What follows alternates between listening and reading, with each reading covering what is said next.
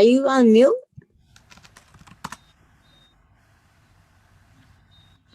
Okay. Let me see if my sound is down. Let me see. Now can you say something? Hello. I have it plugged in. Ah.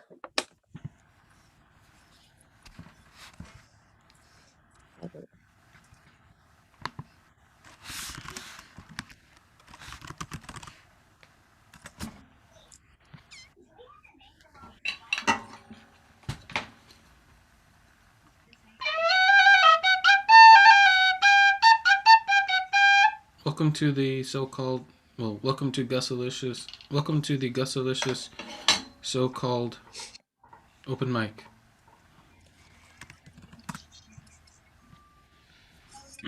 Welcome, D. Allen. Can you hear me, D. Allen? You're on mute, D. Allen.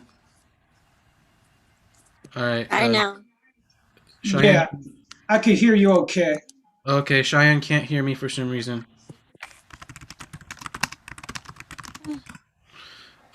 So D. Allen, do you want to? Are you doing music or? No, I'm doing spoken word / poetry. All right. Welcome, Frank. I got you now. I Frank, got you. if you can do a sound check, so let me know if I can hear you or you can hear me.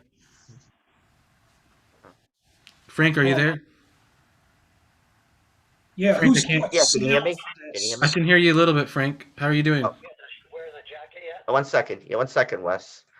Yeah, can you hear me now? I can hear you, and you can take your phone call. Yeah, no problem. Thanks. I'll just go on mute till I'm off the call. Thanks. Okay. So, spoken word poet D. Allen, where are you coming from? Oakland, California. All right. Okay, D. Allen. And I'm looking to switch my camera on when it's my turn to perform on this open mic. All right. Well, you might be going second because we had Cheyenne first pop in. Cool. Cheyenne, can you hear me? Yes. Cheyenne, what are you performing? Poetry. I get how many minutes? Just one poem? You might be able to get like 1, 2, 3, 4, 5, or 6 or 7. Serious? Yeah, like there's only 4 of us here, and I'm not really doing Yeah. anything. I'm just hosting, so there's only 3 performers. But Cool. Cheyenne, where are you coming from? Manhattan, New York. Manhattan. Okay. And So how I'll did? turn my video on in a second.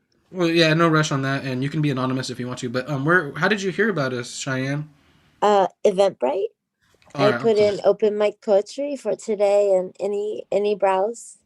Sweet. Yeah, we just barely started posting on Eventbrite. We've been doing this since November 2nd, Day of the Dead, Dia de los Muertos. But Yeah. yeah. So Cheyenne, who's your favorite poet? And Sexton Sylvia Plath. Anne Sexton. And Sylvia Plath. All right, I'm writing all this down because I need to research more poets. Anne Sexton and Sylvia Plath. They have dark poetry like me. Nice. All right. Well, just FYI, we're live streaming on everywhere, but just so everyone knows and everything. But Thanks for the heads up. yeah. Sorry about that. So, D. Allen, who's your favorite poet? I have many, like a long range of different poets. Huh? Can you name like a couple? I'll name a couple. Etheridge Knight, the late great American black prison poet, and the late great Langston Hughes.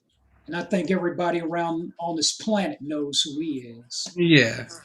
I mean, I definitely could, familiarize myself a little more with it. I do have like a book or two, but does he have a lot of like kind of jazz inspired poetry? Yeah, a lot of jazz inspired poetry, sometimes blues. Dope. I'll have to look up Etheridge Knight. You said right? Yeah, Etheridge Knight. Sweet. How did you hear about us, D. Allen? I learned about this particular open mic through Eventbrite. Okay, we got 2 Eventbrite. It's nice. I wonder if we're gonna get a million people showing up because usually we only get like. And I want to ask you a question Yes, regarding the sound coming from your end, coming from my end to yours. Can you hear me okay? I can hear you perfectly Thumbs fine. up if you can. Thumbs up. I can hear you. Cool. Let's see. Um, yeah, I'm coming from Visalia, California, Central Valley of California, and I'm mainly a musician. And Megan Mendez is from the house, another Central Valley person. Hey, Megan. Good to see you, Megan. Because right now we have a lot of people from Manhattan, Oakland, and I don't know where I don't know where Frank is. I think Frank's also from New York, but if I do remember, I don't know where Frank went, but he's on the phone. But Frank Mosh, man. But yeah, so D Allen, or wait, Frank's back. Wait, no, he's still on the phone. Okay, Frank, you continue with the phone call, Frank. I'm just trying to figure out where you're from. I'm from New York. I New live York. in Any Orange city, any County. particular? I'm about 65 miles north of the city So what's your city Ooh, called? New of York Maybrook, New City. York. How do you spell it? May Brook. Maybrook, New York. Nice. And you found out through was it Eventbrite also? Eventbrite, yeah. Okay, it's a three people from Eventbrite. We just barely started listening on there. Usually we just kind of do the word of mouth through like Facebook and like Instagram. But yeah, take your phone call. Keep going with the phone call. How often do you do this, by the way? We do this every week, Every week. Okay, cool. but sometimes it's once a week, or sometimes it's twice a week, sometimes it's every day of the week. Oh, good. It's always nice to have new people. This is Great. the first time I've learned of this open mic. If it wasn't for the Eventbrite advert, I would have never have known about it.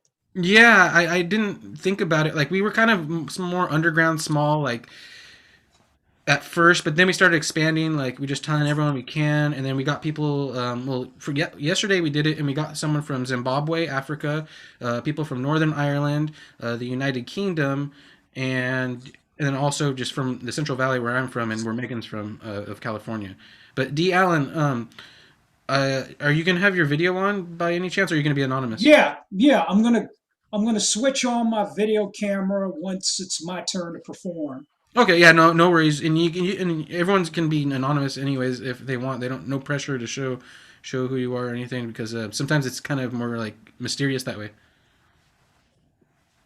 But I'm down for whatever. But yeah, super glad you found us, and we're gonna keep posting on Eventbrite. Where else do we post? Megan, where do we post? How do we people usually? Instagram. Instagram. Oh yeah. So D Allen and anyone Cheyenne that's listening, if you have like because you're mainly poets, but if you have like websites or something you want to put in the chat room, you're more than welcome to do that. And then also, since we're live streaming and people are probably watching us on Twitch and Instagram Live, Facebook Live, Periscope, and wherever, but YouTube and everything, I'll put the links to all that in the chat. But yeah, if you want to put your links in the chat room and then plug them if you want to your before you do your poems and all that, you're more than welcome to. If you don't have any websites, then it's totally fine. You don't have to add anything, or if you just want to keep your stuff kind of All right, Justin, or do I call you Gus? you can call me anything you want. Okay, Justin.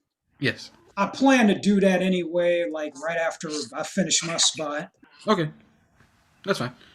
Yeah. Also, Dustin, Yes. my husband and I are gonna play games at 11:30, so I have to leave at 11:30. It's 9 to 12, right? Well, no, it goes from right now until tomorrow. But yeah, or anytime tomorrow, depending on because if we get like 1 million people, then we'll just keep going on and on and on and on. But you can definitely go first if you have to, because you're in Manhattan.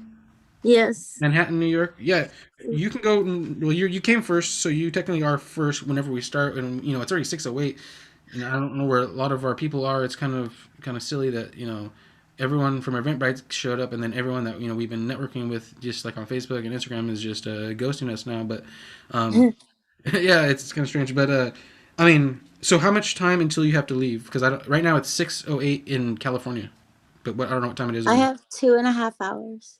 You have 2.5 hours. Okay. Well, let's give everyone a couple more minutes to hopefully show up, because although they may not be showing up, and they might just be watching that. Like a lot of people, since we've live streamed this, sometimes they don't come to the Zoom, but they'll just be sitting out on YouTube and watching it because it's on YouTube Live right now. And let me find that link and I'll post it in just in case anybody wants it, and to send it out to some of their friends or family or whatever fans. And I'm not sure. Are you famous? Cheyenne, or No, Frank? no, I've never been poet. I mean, I've never been published. I'm an actress, but I'm not famous. Oh, okay, interesting. I'm more So of a poet than I am an actress. I kind of stumbled into a movie or two. nice. Yeah, I'm gonna try to be doing acting. I usually do music and writing songs and other stuff, but like I've never acted, and I definitely want to very soon, eventually, someday. But or yeah, whatever. I mean, I'll try anything. Like I'm trying to be a comic, maybe. I don't know. We'll see where it goes. But usually just do music. But so what kind of films are you in? Things that haven't been released yet. I don't even know their titles. I've just been surrounded by celebrities for 15 years, so I know something's going on. But like, are they comedies, romantic rom coms, or like what is it usually you're in? Sad. Sad stuff. Mhm. I like that. Everyone needs some sad stuff, and it's good to have a good I cry. die a few times. It happens, you know. It's all good. So, what game are you going to be playing with your husband? Dominoes, Uno, and blackjack. He's not a poet or anything, or a musician, or Oh, he's a director, a producer, a poet, a film producer. I mean, video producer for music, visual artist. I mean, wow. like art in sculpture and painting. Yeah. He's very talented, but he sorry, but he doesn't really talk about it very much. Dang. I was gonna say, invite him on to do some songs or just talk about his art. Megan is a visual artist, and you can see there's a butterfly she's painted in the background yesterday, and she's gonna do another one right now, live art. But yeah, I don't know where everyone. Oh, here's Tristan. Tristan Israel. Welcome, Tristan. But Cheyenne. I'm sorry. Oh, all good. No, I was gonna say, yeah, get the cough out. But I was gonna say, I have a podcast, and I would love to, someday talk to you more in depth about your background and all of this, and maybe, your husband's background, and just throw it out there. I'm just throwing it out there, and feel free to, like I said, put some of your links, your Instagrams or Facebooks, and we can stay connected that way, and I can update you on the next ones. But same with everyone, D Allen and everything. Let me just give you my email address in the chat because I really don't have anything on the web. Okay, that works. Yeah, email addresses are perfect, and I'll do it right now. all right, awesome. Tristan, welcome, Tristan. Rom-coms are romantic comedies, D Allen. How you doing, man? And yesterday, I realized there was another mic I was supposed to be at. I saw your thing, and I said, "Oh, damn." I can't hear you too well, Tristan. If you can turn up the mic. Yeah. Hold on. But good to see you. Better? I can hear you better. Yeah. Good to see you, Tristan. What city are you in? I'm in Martha's Vineyard, Massachusetts. There's a town that's a city called Martha's Vineyard. It's an island. I live in the town of Tisbury, but it's an island off of Cape Cod. I've been there. It's beautiful. Yeah. We had a clam bake. We had a clam bake there. Clam bake, nice. Yeah, Tristan, probably, this is Bill. I bet you Bill Smith probably put it on. There's a guy who puts them on. Yeah. Well, yeah. Tristan, meet Cheyenne, who's from Manhattan. D. Allen from Oakland. I don't know if they're all originally from there, but I was born in Quantico, Virginia, on the FBI base. My father was FBI. Oh wow. He was a Marine. He got the Purple Heart, Bronze Star, and then he went into the FBI undercover for narcotics. Wow. And then he was an auditor in his older age. And so I was born on the FBI base. But now he's totally retired and has Lewy dementia, so it's hard. Hmm. And then We got that from being a POW. Jeez. So you're originally from you said Virginia? Well, Quantico, Virginia is my birthplace, and I've lived in 10 different places. What's your favorite city to ever live in, Cheyenne? Grinnell, Iowa, where I went to college. Nice. I hear good things about Iowa. Yeah, I used to live in Des Moines, and then I moved to New York, and I hated it. Oh, I hated it. And I hated the weather. I hated the big, huge buildings. And because I was coming from Iowa, you don't have that in Iowa, not even downtown. So I then I learned to love the city. I met my best friend Alessia in high school, and she was probably like 20 years old in high school, and I was 15 when I started college. But she would take me out to these clubs, and we'd dance all night long, and I had a good time my senior year. So Nice. Um, so Tristan, you're born and raised in Massachusetts. Oh, I was born a long, long, long time ago, back in the 18th century in Manhattan, and grew up outside of New York, and I've been up here since really on and on. Well, I was up here as a kid, and then moved back here when I was 29. And you went to the first Woodstock, didn't you, Tristan? The original Woodstock, yeah. Wow. Before Jimi Hendrix's Woodstock. Before Jimi Hendrix's, the year before, there was an underground radio station in New York, and WBAI, I think was, and so this Bob Fast, who was the DJ then, and that's when radio was really underground. It was not slick. It was, they played a lot. It was very creative, actually. But anyway, um, he organized an event on a farm in Woodstock the year before. And interesting, I'll just tell a quick story. I think I told this, maybe you heard it, but since it's um, fitting because he just died a few months ago. We were all, there were about 5,000 of us, and they had back then they used a sheet to do the light show on. It was like in the field, they just put a big giant sheet up, and they had a psychedelic light show. And this guy got up on stage to perform, and he said, "Turn off the light, turn off the sheet, and everybody lie back, look up at the stars, because that's the best light show." And I had never heard of the guy, but it was Jerry Jeff Walker, and he sang Bojangles, and talk about my mind being totally blown. In 1965 or whatever, 60, well, I guess it would have been 68 maybe. Yeah, he's 68. It would have been a year before Woodstock. Anyway, um, So and Frank. he died 3 months Yes. ago, I guess. Oh yeah, yeah, Mr. Bojangles. No, I know that Jerry song. Jeff Walker, who wrote Jerry the Jeff Walker, song. he wrote Mr. Bojangles, right? Yeah. Oh, I just for some reason I just call him Mr. Bojangles now because he wrote it and it's like I don't know.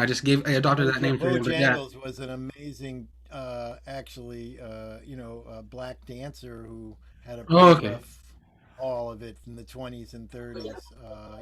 It was. Oh okay. Yeah, I think I have heard of that. So Walker would be Bojangles number two, but let's see. I had a question for Frank. Frank, you're born and raised in. I'm originally from the Bronx, Okay. but then after college, I moved upstate. Nice. where in the Bronx? I was from the Bronx, Riverdale. Between Allerton Avenue and Pelham Parkway. I go there. I grew up in Mamaroneck. I know Riverdale, sure. I know Riverdale. Yeah. I grew up in Mamaroneck. I went so to not that far from school, you guys. one of those three hilltop schools, my junior year. Uh-huh. And it was a culture shock. The first day of school, this guy comes up to me and says, "We need to teach you how to dress." I'm like, "I'm not gonna fit in here." Welcome, Nicholas. Good to see you, Nicholas. Up, homie. The first illegal substance I ever bought, I lived in Mamaroneck near the Bronx, and we bought, when I was about 12 or 13, we went into Gun Hill Road and bought fireworks. No, Gun Hill Road. Oh, very well. It was the beginning of my crime career. So, who wants to go first? I know Cheyenne. Let's get started. It's already 6:18, and everyone's kind of getting here slow, and they'll probably pop in. And since we go on for like 25 hours, usually 24. But I know Frank and Cheyenne got here. No, D. Allen, Frank and Cheyenne got here first. They can do a rock paper scissors, or Just let them go. Cheyenne, you got here first. You can either skip or you can do your first poem.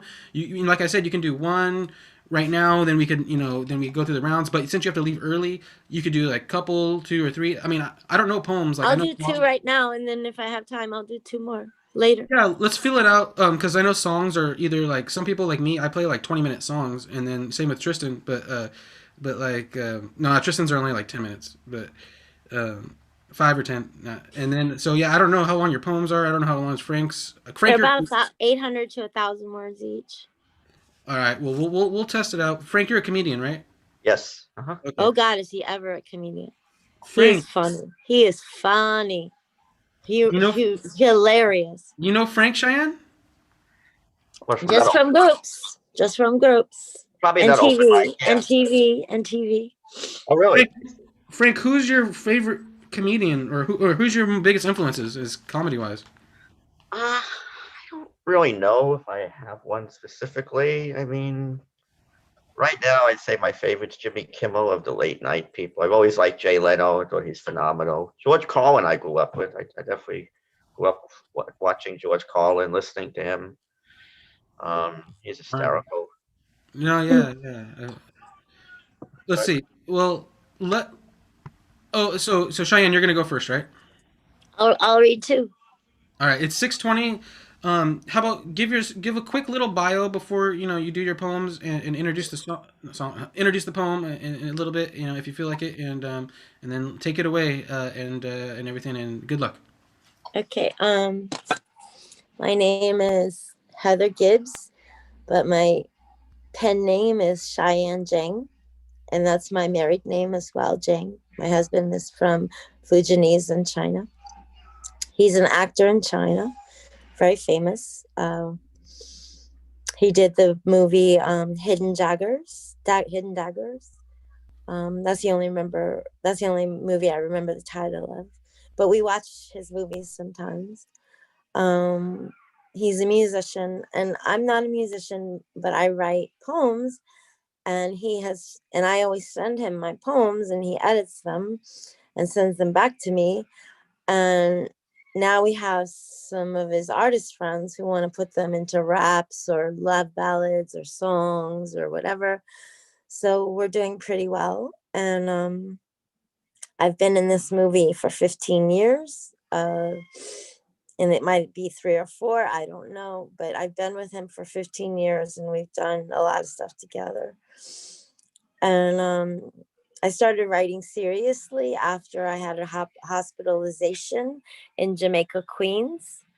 It was a psychiatric incarceration, and they had writing groups and art groups and drama groups, and I excelled in the writing, and I figured maybe I have a talent, and people liked it, so I tried to pursue it, and I did it mostly for myself. I have a lot of trauma from my past, so I process my trauma through my poetry, which is why it's very dark.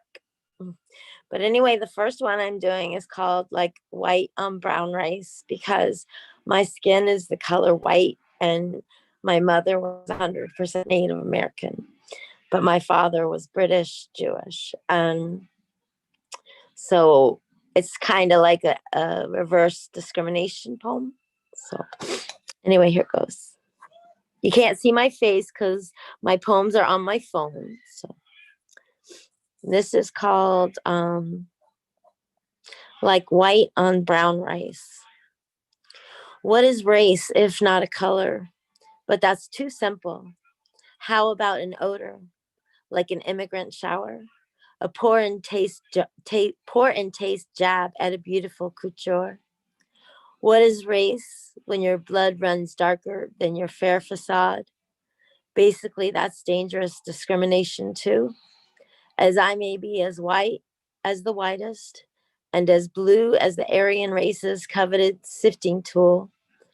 But brown inside is how I feel. My native heart beats like a leather drum, and is thankful for food all over the world: Greek, Portuguese, Indian, Chinese, Korean, Vietnamese, not to mention Mexican, Caribbean, and African mother stew. Not a real fan of American food, always on the heavy side and a salt laden wonder. My culture eludes me. I hear I had some African and some Jewish too from Russia, as shocked as I was because it's a place I never knew. And my mother's mixture leaves me saying, thank God we're all alive. I mean, a trail named after death. At the time, it was all survival, dropping like the flies on the scalped heads of the patriots, only in retaliation. So much loss from all my races, a genocide of shallow nations. Nations that the darker the person, the more savage. The foreign language is less than audible, as Native Americans spoke from the heart, with a greeting unpronounced by settlers. It meant, "How are you?" but shortly projected. Natives lived in tune with Mother for her land and weather and water, and always thanked the Creator for the mere existence of their Mother Earth. They were quiet people, but didn't give up. Give up? Why should they? The colored man of white paste and bunyan cheeks couldn't coexist. A culture shock for both the indigenous and the fair. And after the guns snagged them scared, they either crossed the border to get away or stayed and fought for their rightful inauguration. To rise above at the end of the day, at the end of the night, at the beginning of a start with an end already in place, much like my father's blue-eyed race. Oh wait, they're brown. I wouldn't know, you were never around, and neither was mom, as adopted I was, into a deadly family mode up of shh. That's one. Now I have another one. That was it? There's one more. Okay, well, that was the end of the first one, right? Yeah. That was awesome. I really enjoyed that. Thank you. Super I good. just have one more. Yeah, no, and feel free to, you can do more than just two also, but yeah, go ahead and do your second one. I don't know if you want to do an intro for it or not, but just take it Well, away. this one is based on discrimination of all the people I could think of, but there's more discrimination, but it's just the ones that I've been taught. It's called The Discrimination Poe, as in Edgar Allan Poe. Like the tell heart of an English poet crying out in guilt because he heard it. His victim's heart in the septic toilet of a wooden floor under carpet, beating as loud as a bass drum until he felt it internally like a drum. This child's heart with which the poet came, crying out from his makeshift tomb, made him confess to the constable for what he had done. So much more shall the heart of this nation thump rapidly, like a rain dance of blood, for the millions slaughtered by the white man's glove, leaving an invisible imprint onto the heart of this world that beats steadily for everyone, including every native's forgotten graves under mounds of crust lying in the land to rest in peace, forgiven with a treaty which had less incentive than the calories in a sweet tea, and for the ones who survived to claim what was returned only to succumb to an alcoholic addiction. Early death sends medicine men and women into breeding like the insects, making strangers into house pets with no way to continue the gene code from east to west, north to south. Below the equated, for those who were lucky. So, yes, the blood this nation was built on. Yes, the blood this nation was built on still cries out to their creator, demanding justice as all circus to cancer. Africa had a fate similar in pain and suffering, taken from their land, chained together upon the death boats of the slaughter. Men, women, children, and babies, all seen as inhuman, and more like a commodity, coming to America as forced as ever can be, brought to submission in brutal force, working on plantations from the coast of the southerly. I say working, but I stand corrected by my own introspection, laboring by force without pay, hard labor tolling and caring for the land, and even harder labor from the sexual fantasies of the whited ones, and the constant submission from one female to the wife of the man, boss, owner, driver, sycophant, miser. How many died, enough to care, and still occurring as a system of racist care? Unequal in the white America, forever cursed by color the white ones always see. But thank God for those who stood for equality, a dangerous position to take in this nation of white supremacy. Still killed for a color, a culture, a unity, police brutality, bringing their loved ones to their knees, begging God, save this nation, please. So just as Poe, the whitest of the whites, victim's heart should be beating from the grave, saying, "You are so fucking guilty." But hearts of stone can't feel their beaten victims cry. And so another death is lacking justice of the criminal kind. It's not only America's heartland beating for all to hear, but Germany from World War. Hitler, a leader who killed more gay, disabled, and Jewish people than any genocide ever conducted and construed of ideologies. False claims of a superior race, which led to death camps everywhere. Innocent people tricked into thinking their savior had come by propaganda from the German gun, getting on trains headed for oblivion. They all went, they all went, only to find an empty clutch of land that would turn to a massive grave for everyone. People wonder why Jewish people fear anti Semitic people. If only you knew what it feels like to be a minority or a majority that is hunted for land, prejudice, and hateful discrimination and exploitation. We could say sounds horrible. We could turn a blind side. Or we could all speak up for children under floorboards, racial inequality, and genocide, not forgetting what history has taught us, always having a safe home to belong in, no matter who you are, no matter where you come from. A world where disabilities are all invisible and only abilities are seen. A world where children are not cash cows for immigrants who can't get a job, except for being our powerful and rich and famous pedophiles' victims.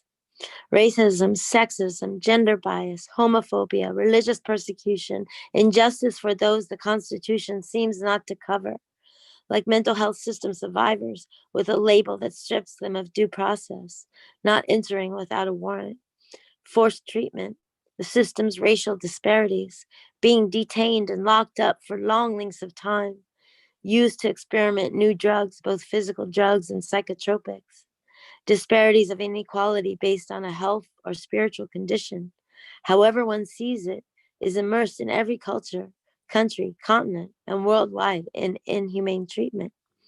And the stigma of mental labels are real, just like the aforementioned problems for a society.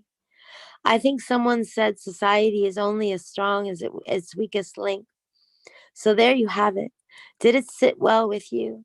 Or do you feel like, quote, a savage, quote, a nigger, quote, a kike, quote, a crazy mentally ill derelict, or quote, a faggot? All those words are hate-filled slurs that evoke hate for those who hear them and make the ones referred to as such scared for their lives and well-being in this great country of ours, especially the last 4 years. That's it. Good job, Cheyenne. That was epic. A lot of good golden nuggets in there. I love it. No, don't. I mean, we'll move along, but we'll be back. I Yeah, got thank you. a tiny constructive criticism, which some poets seem to do on these Zoom things. When your first poem was over, give us like 10 seconds and then say, I got another one. Because Okay, I'm sorry. you're trying to let the poem breathe. No, I've seen other people do it. It's like, okay. I'm not used to reading my poems. You know, No, I just I write get them. it. It's great. It was great, and I don't mean this negatively. No, I'm not taking that as criticism. Give I'm us just time telling to you let it breathe. I don't know how to act. So give it 10 seconds. No, that was actually my fault, Tristan. I should have said, anybody have any feedback on that first poem? But how about this? Anybody have any feedback on that first poem? No, but I've seen it happened before that, and she's not the only one. I've seen several young poets in here that and they have great poems, and then right when the last word ends, they go, "I got another one," or "I got it." So just let it. You can do whatever you want. I'm just suggesting, No, I'm taking the advice. let it breathe. Yeah. So how many can I do more? Well, let me ask the question. Well, welcome Ace, welcome Happy Ron, welcome anyone else I don't see that came in. Welcome, Good to Ace. see Yeah, you. good to see you guys. Ace, what is it? 2 a.m. in the morning over there? Yeah, that's right. It's just coming up, just past 2 o'clock. You're in the United Kingdom. We're about in the United Kingdom. I'm from Scotland. Scotland. Okay. Right. Awesome. Yeah. Sweet. And so, and Happy Ron, you're from San Diego. I know that. But Let's see. Anyone else pop in? I think that was it. Well, thank you, Ace and Ron, for showing up. I don't know if you caught any of Cheyenne's amazing poetry. I got her poem. Yeah, it was nice. I missed it. You So missed. Reminds me of my poetry days. All right, Cheyenne. Ace missed it over because he had it. He's in Scotland and missed it. Got here a little late. But Cheyenne, do you want to do one more? And Yeah, then, let me just get to it real quick, okay? all right. And then and then stick around if you can, and then maybe we can come back around to you, Cheyenne. But we do have quite a few other people wanting to do some stuff. It looked like D. Allen did some clapping. Some that was cool. Some virtual clapping, and everyone don't have to be so respectful. You can unmute at any time and clap and say anything, and then tell me to shut up and do whatever. It's totally fine. And but yeah, anybody have any feedback on Cheyenne's first poem or second poem? And then I think Megan's painting some palm trees over there. Yeah, But she's basically reacting to the racism that's been highly prevalent in this country for the past 400 years. Even before it became officially the United States of America in 1776. Yeah.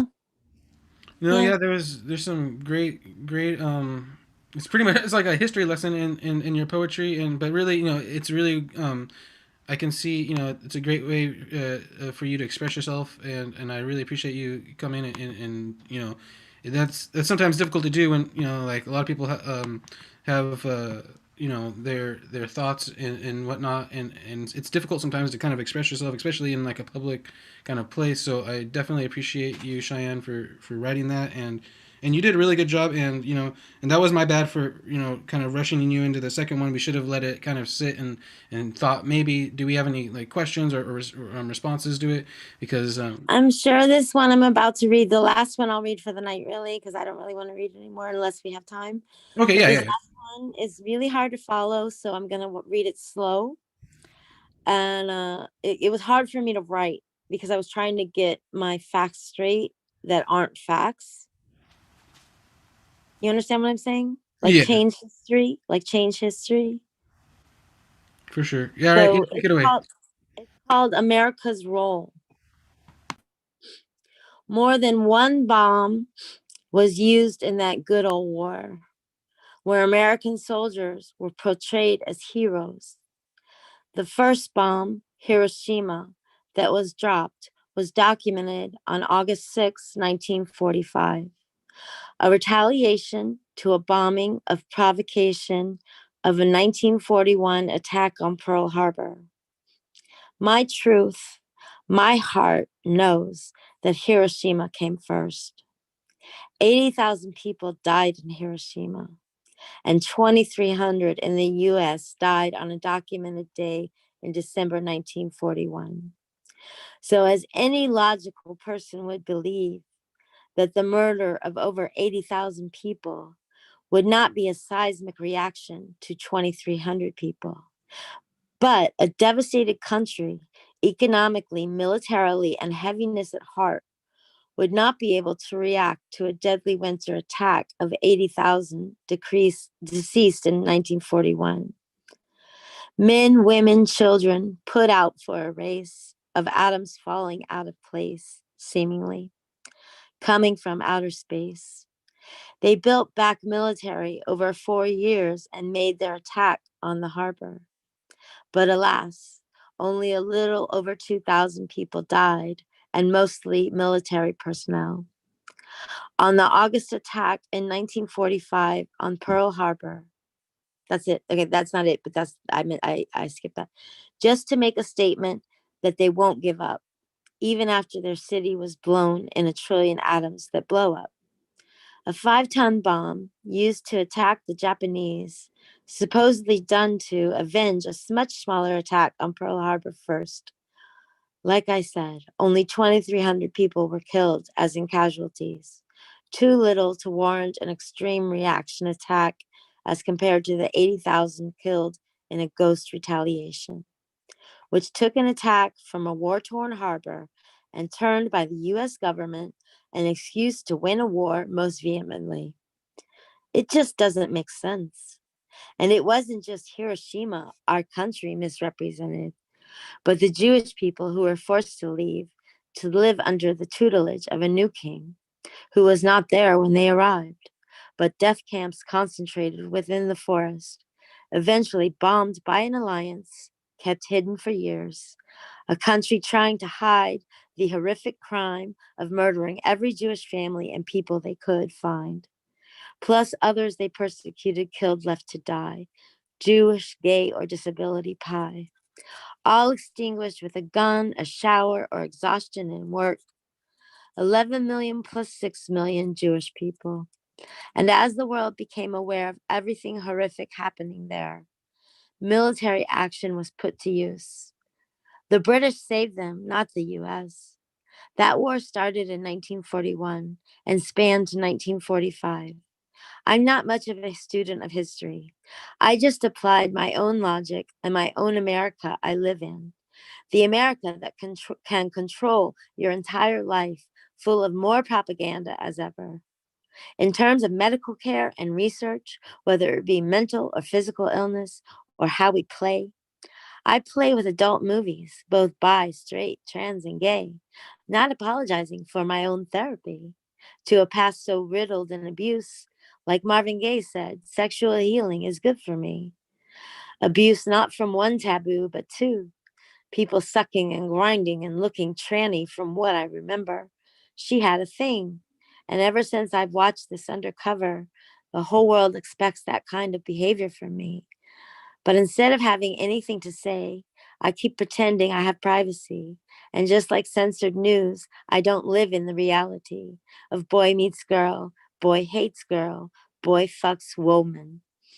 And me and my children try to stand up for our liberty's sake, eating Hanukkah honey cake, something you don't have to be Jewish in order to partake. Even though there's a place to live, a country to call home now, the hate for us called anti-Semitic in stigma, mind fucks, reality changers, fake relationships, not getting a share, and can only nod and lie in peace, rest assured in the sod.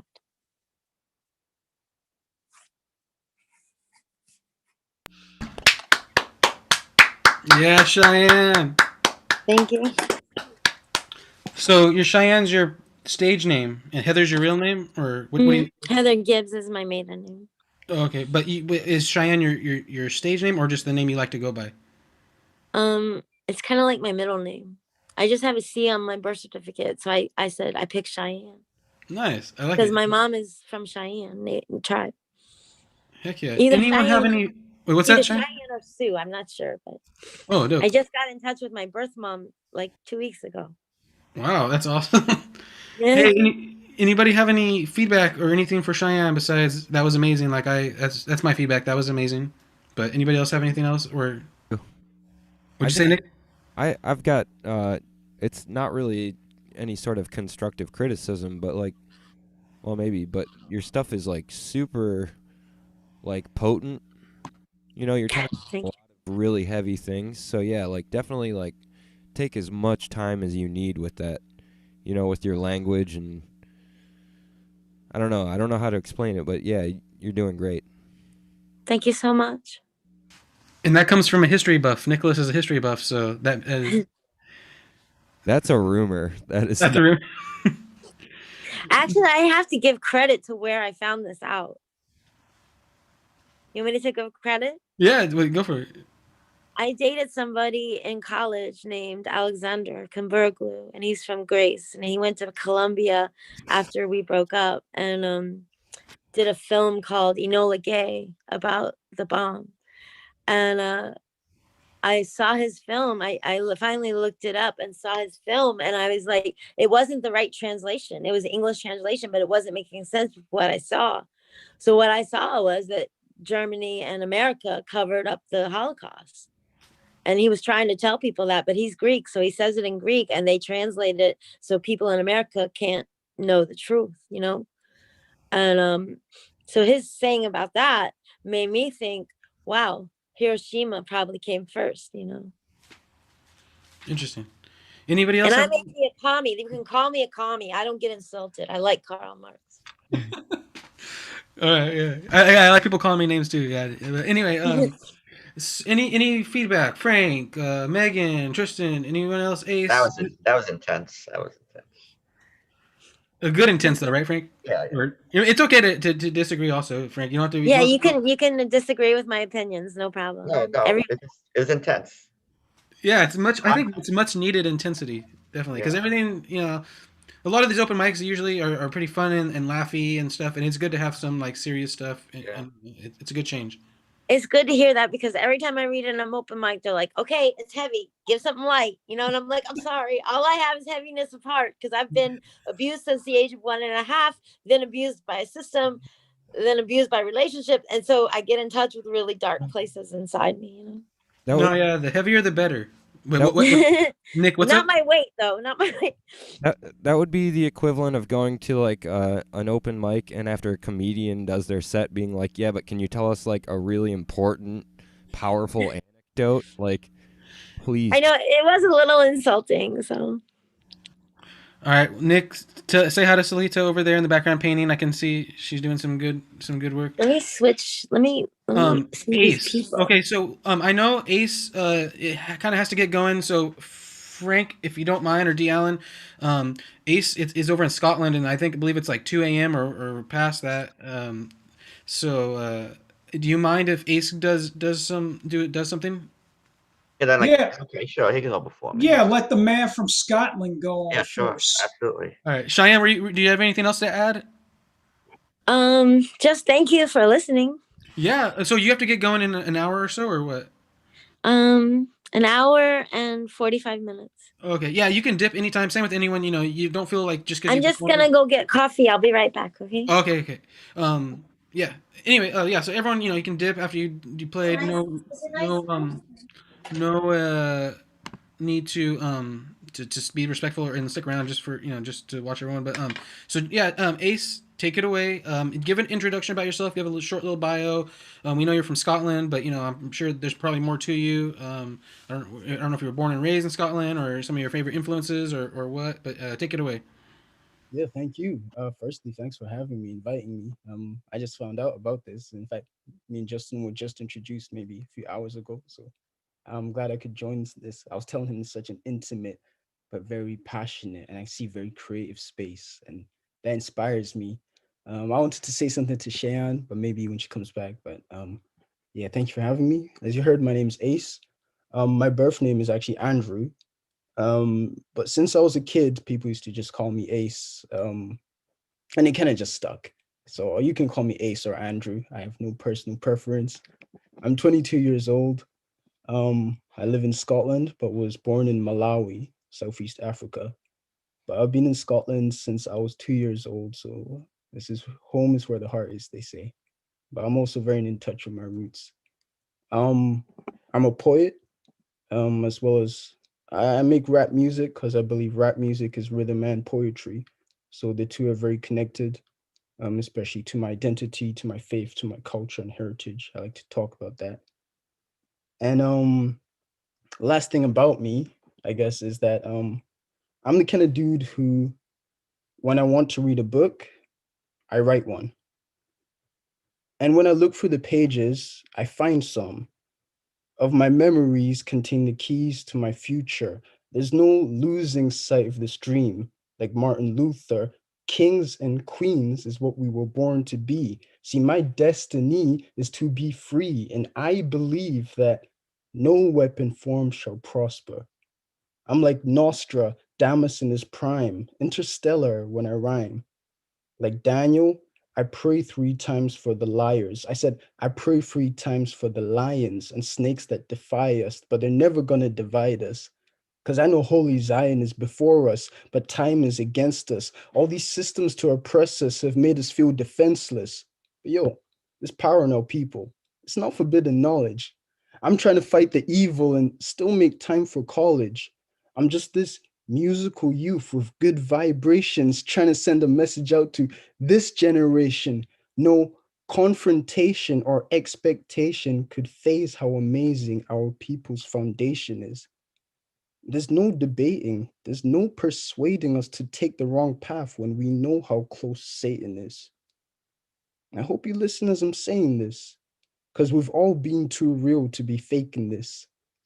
They've got the little babies singing Molly Percocets. That's why there's so many clowns and just not enough circuses. To have faith is to take the leap before you build your wings.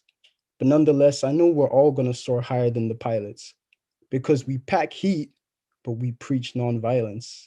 I believe we're all part of a chosen generation that are present in the silence. I usually like to use that to introduce myself. Yeah, that was awesome. I like that. Sweet. So that was just that was like I your bio. missed it. I missed it. I'm sorry. I got coffee. That was just the bio, Cheyenne. But Ace, did you want to say anything to Cheyenne now that she's back? Yeah. Shannon, I just want to say thank you for sharing what you did. I thought that was very intricate, um, very honest, but also to touch on subjects that are very touchy, but do it in such a way. I love the idea of reimagining historical concepts, and using that imagination to kind of comment on current culture because a lot of these things are very linked. And I love the play on the sexuality as a healing, a metaphor for healing, and even the way you connect those two things shouldn't be connected with, Pearl Harbor, Hiroshima, and sexuality. Like, who's done that before? I never heard that. So I think that was really cool. That's all I wanted to say before you left. Hey Ace, I'm going to tell you the same thing I told Cheyenne. Like when you guys read your poems, when you get to the Gracias. Thank you. when you get to the end, give it like 5 seconds to breathe. Yeah. Because you already were like, oh, it was the end of your poem, and you immediately said something about blah blah blah. Just let it breathe because it was really good. Now Tristan's negotiating. He went I from am 10 seconds to 5.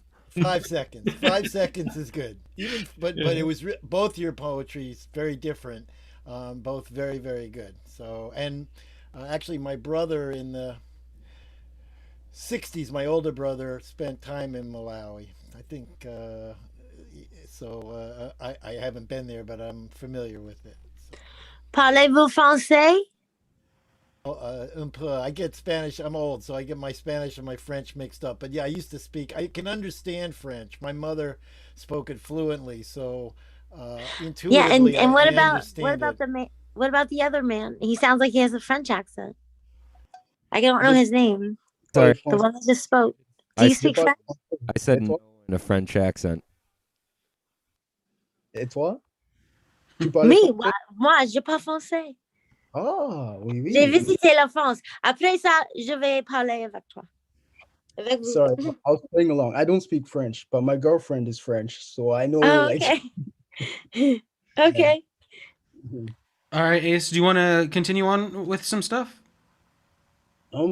Yeah, I guess I could share just one thing before I go. I don't know if everyone's always on, but I'd love to join in future stuff. Definitely. Um, and I'd love to stay and hear everyone else's stuff too. Um, a little bit more about me, I suppose. Um, I live with my mother and my younger brother and my stepfather. Um, we're very close. I wasn't always close, especially with my stepfather, but we've kind of been bonding. Same with my mother, especially when my father left as a child. Um, but we've had a lot of life experiences that have molded me into the man I am today, and especially in my family dynamic. But I always remember in 2015, my mother lost her father, and I tried to ease her pain. I said it's God's will, and she said she felt the same. But I still have all these questions buzzing in my brain. I swear if it wasn't for her prayers, I'd probably go insane.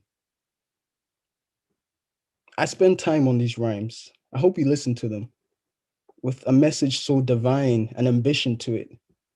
Because I've cried so much, I just can't cry anymore.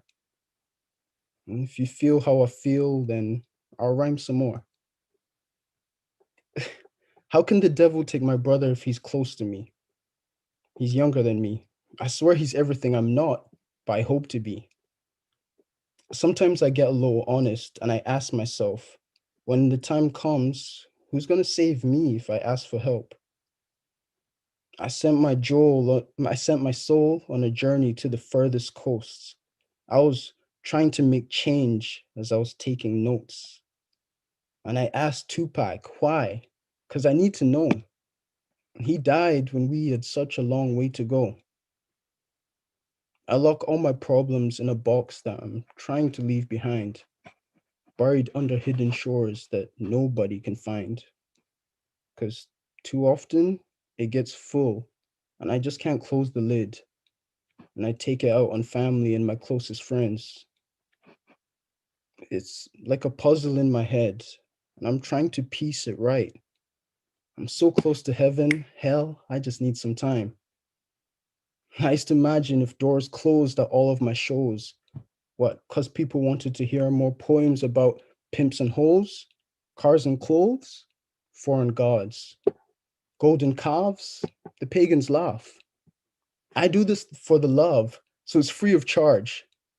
But most people never gave interest, so I'm overdraft.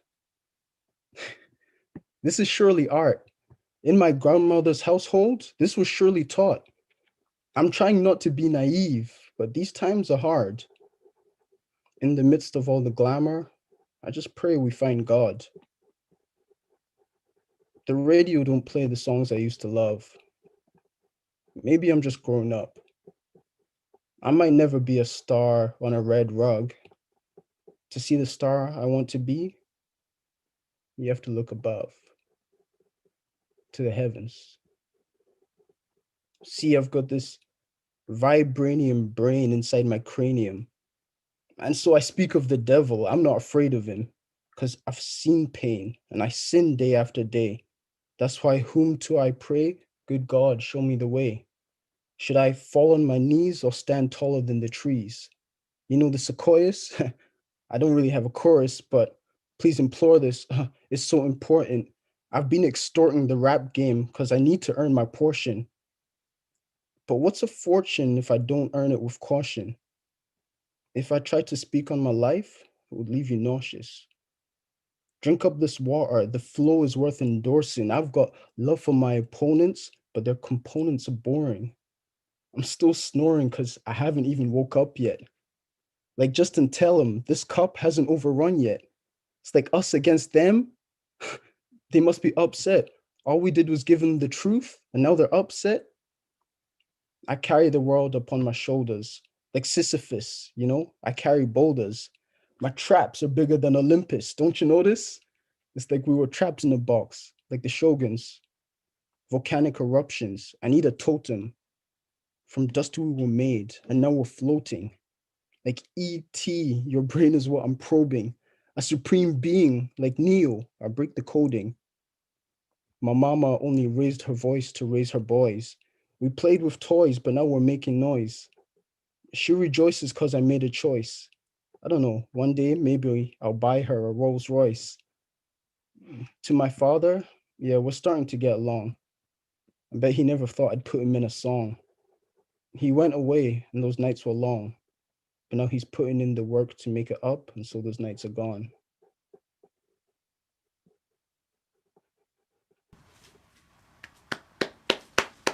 Right. Epic. That That's was nice. epic. Thank you for listening. I appreciate that. I didn't have a dry eye the whole poem. I know, yeah. I was definitely, there was moments I was tearing up. One of them specifically when the should I fall to my knees or stand tall as the trees as the sequoias? Just because where I'm from, I live right, like an hour away from the giant sequoias over here in the Central Valley of California. But so that hit home like literally. But anybody else have any feedback on that poem? It was such a flow.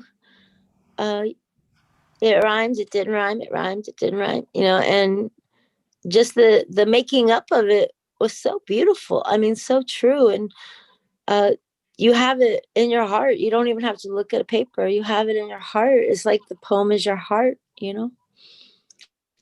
you very much. It Appreciate that. reminded me a lot of my husband. Speaking of your husband, I don't know if he has any music to listen to, like a Oh, he's website or. totally undercover right now. Okay, I didn't know if you had any like songs to we could all like listen to like on the internet or something. If so, just type it in the chat box. If not, it's totally cool. But I know of some, but I'm not sure. yeah, no pressure, no we're worries. we're, we're like, I mean, I can tell you right now because I'm probably not on me or something, but we've been together for 15 years, Oh, and the whole time we've been acting. So we're still married. We're really married, but it's really amazing how art and life can collide. It's really amazing. Definitely. Okay. Any other feedback for Ace before we move He on? has the most expressive eyes I've ever seen. Ace, are you planning on putting those words to music at some point? Pardon? Are you planning on putting those words to music at some point? It sounded almost like they might be songs. I guess if the right music ever came along, why not? Why Or not? just like spoken word, like you could just record that, just a cappella, just spoken word poet, but put that on like yeah, you can put it in an MP3 format and get it on the internet and whatnot. Or do you have some of your music online or YouTube or anything, Ace? Um, I used to rap, like I said, when I was a bit younger. But it's very different from what I create now. Um, I guess I could share the link, but I don't know. I'm still in the process of perfecting my craft now and building a platform or an identity, I suppose. So Oh, and what an amazing craft that you have, young man. Thank you thank for you. sharing. Thank you for sharing those two poems with us tonight. But the first one that you did hooked me right in right away. And when I go on and do my open mic spot, I don't know if I could top you or not. I'd love to hear your stuff too. Then I definitely need to hear so much more and learn so much more from everybody else. So I look forward to that. Hopefully, be All right. part of Well, it. yeah, Ace. No pressure on sharing the link. You can if you want to. But yeah, I was gonna say, yeah, I would just maybe put some of your stuff on YouTube, just the spoken word. I know it is, sometimes people like to be perfectionists and whatnot, but I would consider, thinking about it, or maybe you might. I haven't really checked out your Instagram too much, but maybe. Feel free to share your Instagram with people, or however, if you want to stay connected with others. And or email, like same with everyone. If everyone wants to put their email, then I could let you know about the next open mic and whatnot. But yeah, Ace, I would definitely recommend throwing something up on the internet so that I can go go back to it, like, because I'm gonna be wanting to hear some of those. So I know that I'll be keeping you informed, and we're gonna be hopefully doing the podcast thing, and then I'll let you know when the next open mic is, probably on the new year or something. But yeah, my only thing would be just to try to get your stuff out there, even if it's not 100% done yet. I'll definitely. Oh, you froze. Ace, you there? I think got some technical difficulties going on. Oh, sorry, I didn't hear that last sentence, but you froze a little bit. But so Yeah. wait, so Ace, was that all you wanted to share? Yeah. I have work tomorrow. I'd stay longer, but it's coming for 3, and I need to be up at 9. Oh I didn't shoot, trust yeah. my. Understandable. Yeah, sorry. But I thought I'd at least come through and see what was Dude, going on. yeah, I'm super stoked that you came through. And yeah, let's definitely keep in touch and whatnot. D. Allen, how do you feel about going next though? Yeah, I'm down to do it. I'm about to switch on my camera now. All right, D. Allen, everybody. Now he is And a force to be reckoned with. I've seen him before. He is awesome. He is and now awesome. you are face to face with the least photogenic person on his open mic. Hell no. Let me put it to you this way: Denzel and Idris Elba, I am not. I'm all right, but seriously, folks, I'm here to do two poems for y'all. And before I go into it, a little Zoom etiquette. If you like what you hear coming from me today, you can respond by leaving your comments in Zoom chat, sending me a private message through Zoom chat, or you can click on the reactions button for hands clapping. thumbs up. Or if you totally dig the piece that I've done, the big red heart for love. And the two poems I'm about to do come from my new book, Eloi Onichi, Poems, 2013 to 2018. Is that a giant sequoia on the cover? Yeah, this is a gigantic coastal redwood, or sequoia if you like. This was taken in Muir Woods in Mill Valley, California, in the Bay Area where I am. Been there. It's beautiful, man. This book is separated into three different sections. I'm only going to read two poems from two sections of it. And I'm going to press on the share screen button. Host disabled, participant screen sharing. All right. Sorry, I can change that. Let's see. Where are you, D. Allen? Okay, clicking allow. Okay, I'm gonna make you the host, and then All right. you're good to go. All right, you're the host now. I see a security shield right in my grid, so yeah, I can do this now. And I'm going to give y'all the first poem. All right, I see me on Instagram Live or something. I'm going to be reading from the book. The words on the screen are for y'all. All right, I see Conundrum now. The first poem is called Conundrum for pages 10 and 11 in the section called Harm to Nature, Conundrum. As a twiggy little boy of 9, I was so curious about the bumblebees hovering over blood red roses, flesh pink roses, bushes filled with pale yellow honeysuckles that grew in my grandmother's yard. So curious, when I reached out to touch one, that bumblebee stung me with its needle-like tail, leaving behind a mark, swollen red, painful, on the caramel brown of my arm. Never touched another one since. There were so many bumblebees back then, practically in swarms. Every spring, pollination time.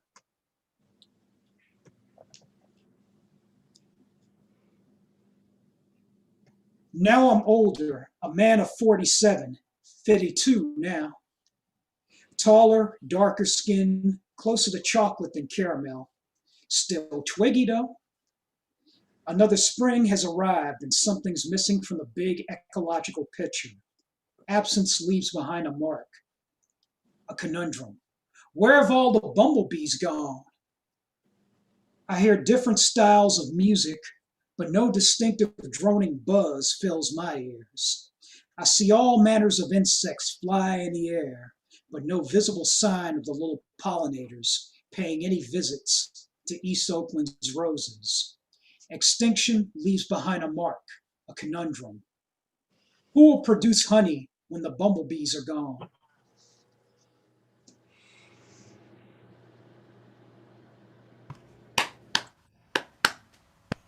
That was very vivid pictures. Nice. It reminded me of my childhood too, because we had honeysuckle wilds in our yard in South Carolina, Columbia, and I would sit there for hours sucking the honey. Same. Sit there. I used to love going to those bushes and plucking those pale yellow flowers and just sucking the bud off them. Oh, it was awesome. Those things are sweet. Yeah. That first poem was called Conundrum, which was my personal rumination on the slow disappearance of bees from the world in the past 5 years. When I first wrote that poem in 2015, I would see at least a dozen bees at most. Now it's the year 2020, what's left of it. We're still in the middle of the coronavirus pandemic, and I would see one bee or none. Blame that on a funny little thing called global warming or Roundup weed killer. And the second and last poem I'm about to do is on a more positive tip. Let me pull it up on share screen now. Hold up. Let me pull this next poem up. Yeah. I just wanted to comment on there was one line that really caught me and it was really interesting. Okay. I'm ready. It was just to if you could which line? I think it was something about the blood red roses, and or maybe the other way. The first stanza. As a Yeah, twiggy little boy of 9, I was so curious about the bumblebees hovering over blood red roses, flesh pink roses, bushes filled with pale yellow honeysuckles that grew in my grandmother's yard. I really like that. The blood red roses, the flesh pink roses, and the pale yellow. Thank you. I really like that. I just want to comment that. Thank you for commenting on my word choices and Yeah, image choices. very vivid and very almost very human too. I like. Oh, no doubt. That was It's what like my one big childhood was like. haiku. It's like one big haiku. Yeah, Yeah, it's an extended haiku, the whole poem. Yeah, whole big haiku. Extended haiku. Anyways, here's the second poem I'm about to pull up for y'all that's more on a positive tip. And let me do the share screen function one more time.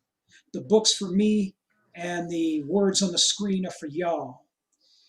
This is from the third section of the book entitled Travels Through Nature. And those are poems based on green areas I've traveled to. From pages 44 and 45 in the book, this is an ode to one of California's greatest green areas. This is called Guardians. They stand watch over everything precious that thrived in moist shadows and passed beneath them. Coastal redwoods, towering, supremely thick, rust-colored specimens of wood with 12-inch bark, giant elders, guardians of groves, at first glance intimidating looking, yet inviting, maintained a steady vigil 1,000 years or less.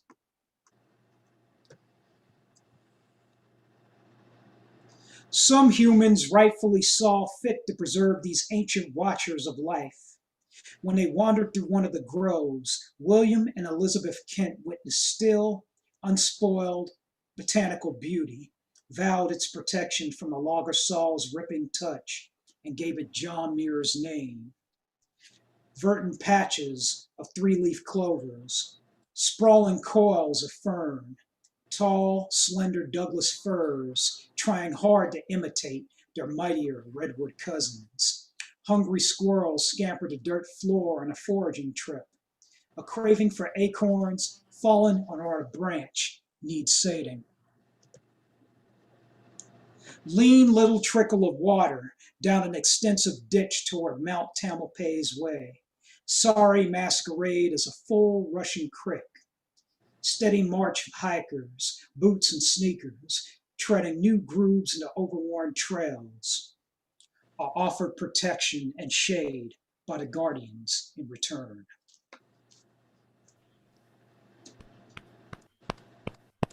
That is so amazing. Can I tell you where that took me? Where? Back to my childhood when I was innocent, I was young, and I didn't have a lot of their blood, but the family I was with had slaves, and that was in 1977. Uh-oh. And yeah, it's crazy. And or maybe 72. I'm not sure. I think it was 77. It could also be that it could also be that it reminds me of my best friend as a child. And my best friend as a child was one of the children from my sister and another man, and the man who got her pregnant was African American, and he was killed because he got her pregnant, and that was just unheard of in those days. Yeah, he was killed. And You he's sure like, this took place in 1977? no, 72, I think.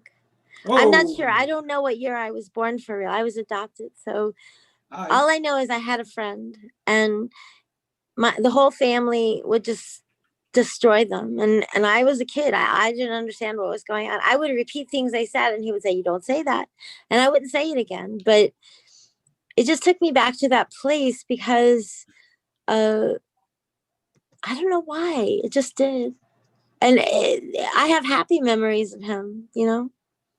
My apologies if that one poem about Muir Woods brought back some horrible memory for you. Well, no, they weren't horrible memories at all.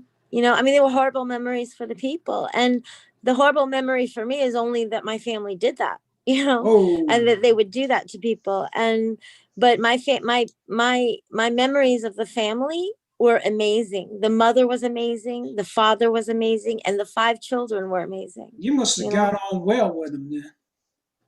And they were wonderful and so talented, just like you. Thank you. And that last poem was called Guardians, my ode to Muir Woods, located in Mill Valley, California, here in the Bay Area, one of Northern California's most greatest green areas, and home to one of the biggest, thickest, tallest, colossal coastal redwood trees in the entire state. I believe you. If you've never been to Muir Woods and you own like a multi-passenger vehicle like a bus or station wagon, just take your lover, take your brother, take your other siblings, take your annoying ass neighbor, pack them up into that one vehicle, and take a drive out to Mill Valley, California, and check out those gigantic coastal redwood trees for yourself in Muir Woods. And the tree on this front cover was a picture taken in Muir Woods. Guardians and Conundrum both come from my new book, Eloi Onichi, now available from Conviction to Change Publishing. From this computer mic to your ears, I'm D. Allen. Hey, D. D, I have one question for you about the title. Sure. Did you mean to put Elohim, the name of the Hebrew name of God, and Nietzsche together, that God is dead? No. It does not mean. Where did you God. get the title? The title actually comes from the language of the Chalagi Nation, also known as the Cherokee Indians. Awesome. And Eloi Onichi means Mother Earth in Chalagi. Wow, that's awesome. I wanted to name my book with this pro-environmental theme, something that wasn't cliche, something that people will remember for years to come. Well, you've done that. Thank you. Hey, D. I have 2 very quick questions. Sure. One, you should definitely put the link to however people can get your book into the chat. And I intend to do that anyway. Thank you. this is I don't know if it's too personal a question, but the publisher Conviction to Change, what does that name stem from? I'm not sure what the origin of the name is, but that's the name of my current publisher. And I'm glad I've taken this book to open mics wherever I can find them and performed pieces out of this book and be able to promote it, since all the bookstores have closed down during this coronavirus pandemic. When the pandemic first hit back in late winter, early spring, I was devastated. And this was before my book was even released. Because the bookstores had closed down, I wasn't able to put on like a book release event proper. So I went to virtual open mics like this one and performed piece after piece in it just to promote it that way. And I believe, in my humble opinion, conviction to change means the willingness to try to change something in yourself and, by and large, the outside world for the better. Can I just say something, D, real quick? Yeah, sure, Cheyenne. I'm in therapy. I go to groups every week on Zoom, and I also see my analyst twice a week. So I'm really working on myself. And one thing that one of the social workers taught me is the 3 C's. Catch that thought, correct that thought, change that thought. So like if you're thinking negatively, even in a global scale kind of thing, you catch that thought, you say it's negative, you correct that thought on a new thought, and then you change it in your life. And that's what I got from conviction to change. There you go. That's what it means. Yeah. Your three C's. Thank you so much for that, Cheyenne. No problem. Any more comments or questions or stray hate or insults? Give it to me with both barrels. Well, there's only love for you in this room, D. Yeah, probably. Thank you, Cheyenne. Yeah, probably. So Probably was right. Is the is the publisher from Oakland? You know, or The publisher is based in Bloomington, Indiana, of all places. Can I ask you, is that your first book or what? No, it's actually my fifth. Wow. Okay. I've written 4 other books before this through a different publisher. And if you know, how many poems are in the 5 books total? I haven't counted between all 5 books, to be brutally honest, but I know in Eloy Onichi there's 30 plus. Okay. Jeez, yeah. Did you have to write a whole lot of poems? I have never been published. Did you have to write a whole lot of poems and pick out from them the best? Or did you have just 30? I mean, I understand you might have had 50 or something, but I have 300 on my phone. I don't even know what to do with them. I pretty much called out the best poems out of a bunch that I've written that pertain to a particular theme that I'm trying to make the book about.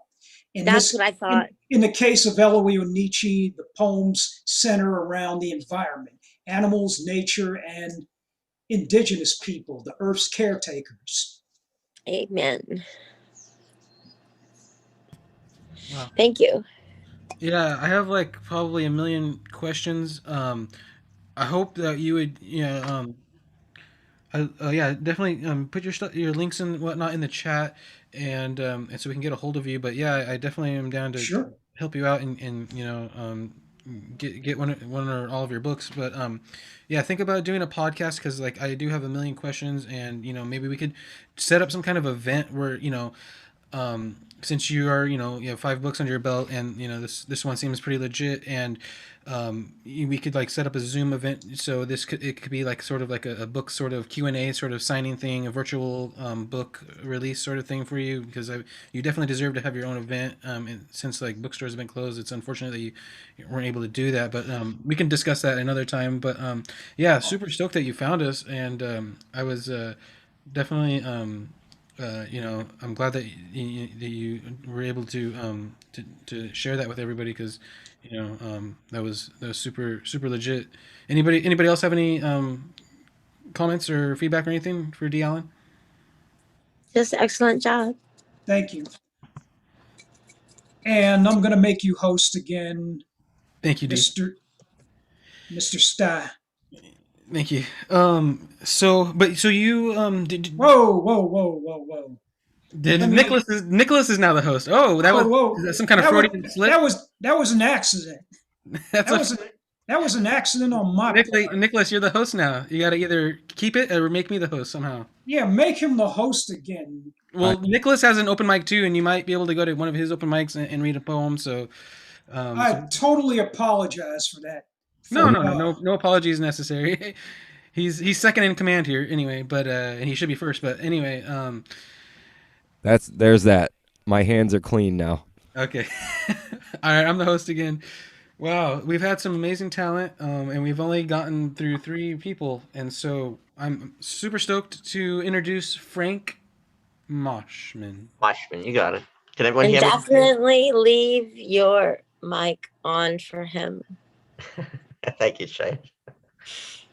Okay, yeah. Why do we need to leave the mic on for him, Cheyenne? Because he's hilarious. So you want to hear all of our laughter or something, or? I guess he likes to hear laughter and feedback while he reads. It does help pace me. Yeah, it does help pace. And maybe what I'll do is I'll do 2 sets. I'll take a little break between the 2. Yeah, if you go off mute, then I can know if you laugh. And I see a few people are still on mute. Yeah. If you want to go off mute. Feel free to heckle.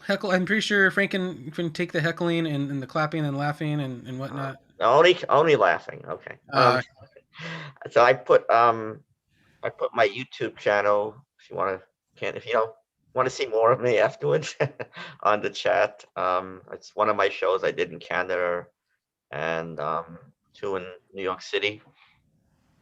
So I'll do two sets. One will be I'll make fun of my age, and I'll do a holiday routine. That's kind of Okay. from that's from the archives, but I don't know if you saw that one. Thank you. Every time I hear the age routine, I laugh more and more. Oh, really? Okay, yeah, it's my favorite one, I think. Yeah. Good evening. I read a book on stand-up comedy. I'm not sure why I haven't figured out sit-down comedy. And sometimes I wonder, how much stand-up comedy can I do? I mean, I'm only 5'4". And I need to learn how to handle insults. At open mics in New York City, I've been told, "Good job, Grandpa." I still work in transistors, and I can't wait to hear 18th century comedy. Everyone's on mute. Can you get off mute? And they're right. I'm from the 18th century. I've been reincarnated 5 times. Did you know that reincarnation is making a comeback? My brother-in-law keeps insisting to me there is no such thing as reincarnation. I told him that's what you said in your past lifetime. I had discussion with my psychiatrist about reincarnation. She goes, "Frank, get a life." And I want to sponsor a reincarnation party. You're all invited to. Come as you were. And that's easy for me to do. I signed the Declaration of Independence, fought in the Revolutionary War, and worked at Colonial Williamsburg. Except I wasn't part of the reenactment. I was there. Now, they say that TV credits are helpful in getting comedy gigs. Well, that didn't help me much either. First, the Three Stooges. Mo was my boss, Curly cut my hair, and Larry was my spiritual advisor. Then I was on I Dream of Jeannie, and she couldn't even blink me a comedy gig. Then I was on a TV show in upstate New York. I sent it to the owner of Cricket's Comedy Club in Thunder Bay, Ontario, and he let me open for 4 shows one summer. So I asked him, "Did my TV credit get me this gig?" He says, "Oh no, I accept everyone." And go off mute. I see if people still on mute. Now I love Thunder Bay. Fun things to do, nice scenery. The women are gorgeous. But even there, I couldn't hide my age. I went to Fort Williams Historical Park. Someone walked up to me and says, "Are you Frank Marshman?" I said, "Yes." And says, "I know you from the history books." Okay, I'm old, but I'm not ancient. I do have a smartphone. Well, we're asking people how to use it. Last August, Lynn and I celebrated our 22-year anniversary. I thought I'd get a standing ovulation. Now, I can't say I'm an expert in this area, but I understand the number one cause of divorce is marriage. Now, Amen. I don't know how people feel about this. I don't even know how Linda feels about this, but I often carry around a photo of my ex. I don't know. What do you think?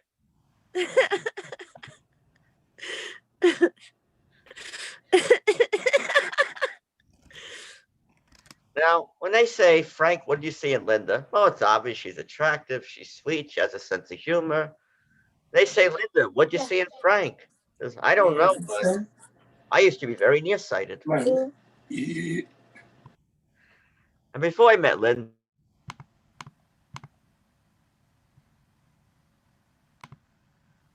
I'd be muted. Sorry. And before I met Linda, I've had hundreds of psychotic ex-girlfriends. And things actually worked out with one of them, but then it ended kind of abruptly. I gave her a ring, and she gave me the finger.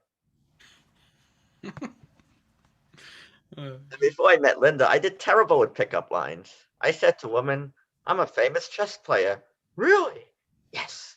I'm looking to meet a woman to make some moves on." At my age, I do far better at chess than I do with women. It's easier to get mated. I also had a lot of them in their 20s and 30s smile at me. And I'm realistic. I have 2 chances with them, slim and none. So I finally asked one of them in the mall, "Why are you all smiling at me?" "Well, we like you. We think you're cute. You have a nice aura. And we work on commission." I know we've all been asked to take special precautions because of the coronavirus. I think maybe I take it a little bit too far. When I go outside, not only do I wear a mask, but I wear goggles, a spacesuit, and a condom.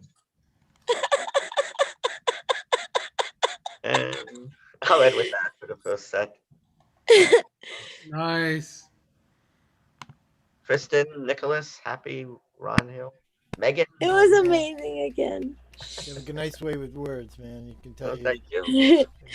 well crafted. And you smile the whole time. It's so cute. Thank you.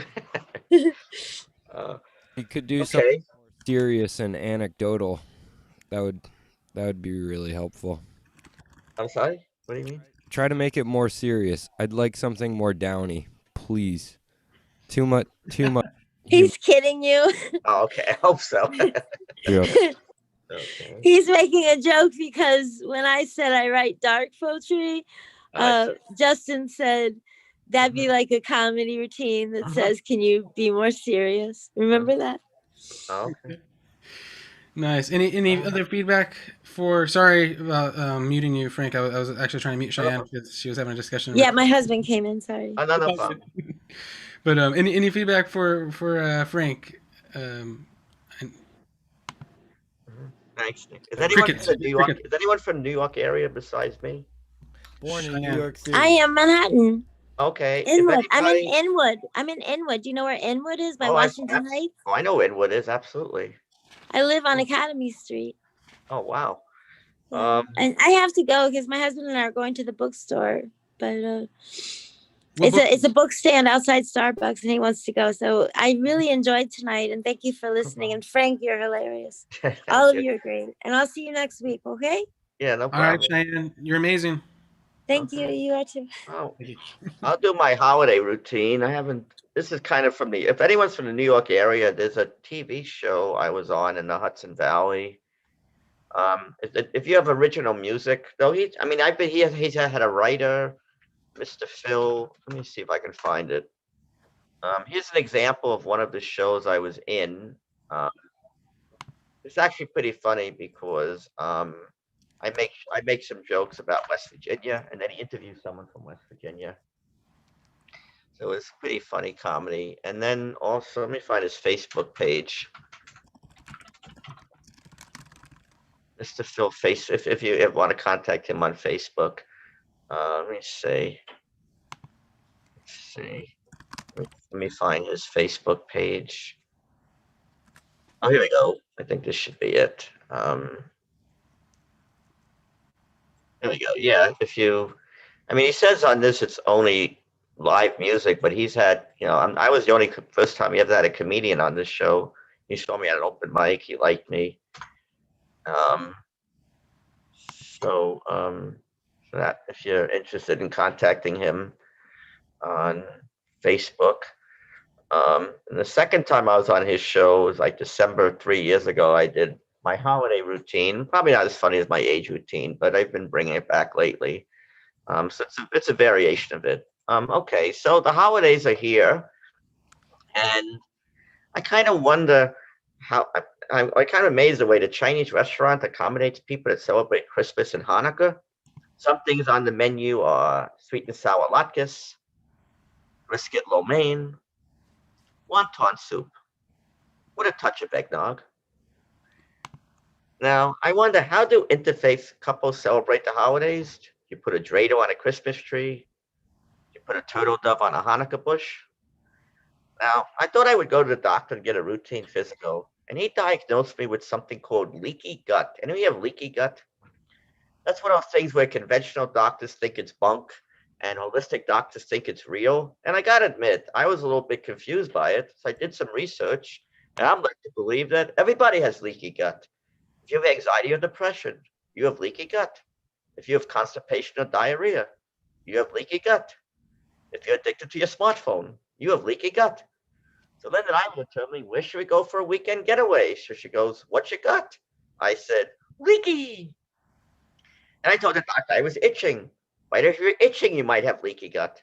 Then the doctor gave me a medication for leaking, I look at the side effects. I have to ask, what is worse, the symptom or the cure? Here's some of the side effects of a drug that's supposed to help you with itching: nausea, vomiting, high blood pressure, low blood pressure, no blood pressure, pink eye, red eye, pop eye, unleaded gastrointestinal disorder, and difficulty swallowing prescription pills. I also got what you could call a long overdue colonoscopy. And now that I had that experience, I'm going to share with you my inside view of things. Now, the night before the procedure, you're supposed to drink this liquid laxative prep to clean out your system. I wasn't 100% sure that it would work, so 2 weeks before the procedure, I gave it a dry run. But I was concerned what the liquid laxative prep would taste like. It ended up tasting so good, I ordered the recipe. And the night before the procedure, my girlfriend and I kept fighting to use the toilet. I said, Linda, I told you we should not have scheduled a colonoscopy on the same day. I always thought that a colonoscopy was a safe procedure, but I have to admit, I started to have some doubts. When I was in the waiting area, they only played 2 songs in the background: Stairway to Heaven and Another One Bites the Dust. Thank God the doctor did not find any polyps. We did find 6 bottles of Pepto-Bismol.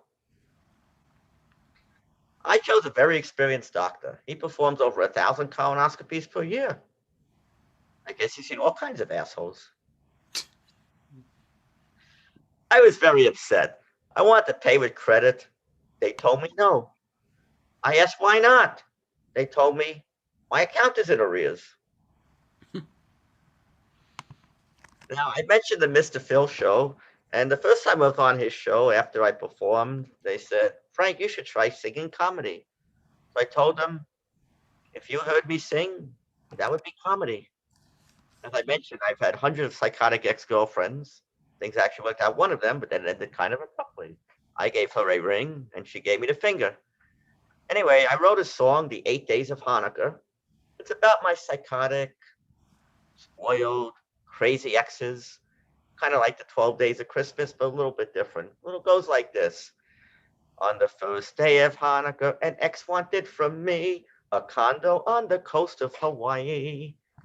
On the second day of Hanukkah, an ex wanted from me 2 Alfa Romeos and a condo on the coast of Hawaii. On the third day of Hanukkah, an ex wanted from me 3 French poodles, 2 Alfa Romeos, and a condo on the coast of Hawaii. I'll move forward to the end. On the 8th day of Hanukkah, an ex wanted from me 8 steak dinners, 7 massages, 6 manicures on pedicures, 5 diamond rings, 4 lottery tickets, 3 French poodles, 2 Alfa Romeos, and a condo on the coast of Hawaii. So have a nice holiday and bringing that back from the archives. What'd you think of that one? I haven't done it I that like as that often. one. Like it? I like the Yeah. holiday one. And I don't know if I'm gonna go to iTunes yet though, or something like that. Did I hear it wrong, or did the punchline of the Pepto Bismol thing end up you had 6 bottles of it shoved up your ass? Well, it's kind of a joke, It's how you ever want to think of it, No, that's a great joke. Yeah. What did you call that? Oh, I can't even think of it now. I was laughing so hard. Which one? The one about stomach disorder. What did you had a name for it? It was pretty funny. Leaky gut? Leaky gut. Yeah, I like that. That was very funny routine. Yeah, I actually was diagnosed with that, and That's what they called it. yeah, it's like I said, conventional doctors think it's bunk, holistic doctors think Yeah, it's no, real. no, it's true. They're always people I always have stomach stuff, and there's always one. Holistic doctors give one Yeah. whole different Right. outlook. Yes, that was Exactly. very funny. Very. Yeah, thanks. Yeah, there's a Dr. Josh Axe. He's like the guy who talks about leaky gut a lot. But best thing is a probiotic if you have stomach issues, and that actually turned it around anyway. Actually, the doctor recommended probiotic. It made me so bad. He came up with this diagnosis. Then I went on another probiotic, and I've never been better. So, different people react differently to different, brands of stuff. Um, so Nicholas, you said that Nicholas, you have an open mic somewhere, or is it a on Eventbrite or something? Oh no, it's just on Zoom, but you can find it on Facebook if you just look up Three Sheets Open Mic. And I'm sorry, Okay. Justin, for plugging my own open. It needs to be done. Anyone can go. He's here to recruit. So I'm actually not. I'm just here to support Justin and hang out with you fine fellows and lady. yeah. Okay. Do I need a Facebook account? Because I don't have one. Oh, geez. In Send that, me an email how to get on. I gave you an email. You can just I'll figure it out. Maybe. yeah, no problem. So I can register. I haven't done it Yeah, yet. you put your email in there, right? Yeah, it's there. Yeah, right. All right. I don't see it, but So I'll do it again. Yeah, I'll do it again. I'll put everything again. I'll connect you. Yeah, because I have Nicholas on Facebook, and so I can. All right, I got your email now, um, and then I will shoot you an email on how to in the link or whatever because No, he no problem. got the link. Okay. It's I think Mondays at like something Eastern Yeah. time. 8 p.m. Eastern No time. problem. Time. 8 p.m. East. That's not too bad. Frank, I got a suggestion for your age routine. Yeah, sure. You should tell everyone your email address and your age routine because at yahoo.com is like a unicorn not nowadays. Oh, I do. Well, I do have a Gmail. Would you rather get my Gmail one? No, I don't use it as it's kind of. it's just a suggestion for your routine. I swear to God. What use my Yahoo email address instead of my. Yeah, I do have a Gmail, and I You also say that you don't have a Facebook. That kind of gives an age Yeah. away. But, There we go. I haven't but quite really gotten because into this. I didn't have a Facebook for 10 years actually, and I just barely got it just Yeah. because I'm trying to promote my music and all that. But and Yeah, open just mic. haven't gotten into that yet. I mean, I have YouTube. I'm on LinkedIn, but that's more business. Yeah. I'm sending you an email to your Yahoo right Yeah, now. that's fine. No problem. No problem. Yeah, then maybe I can join. Do you like the holiday routine too? The funny songs. Yeah, that's. That's for the archives, but it's okay. I think there was a lot of gold in both of your routines. I'm glad you like it. Cool. I have like a whole 5-minute colonoscopy routine. I have like a probably 4 or 5-minute hypochondriac routine. I make fun of some vacation spots. Intercourse, Pennsylvania. You can imagine where that can lead.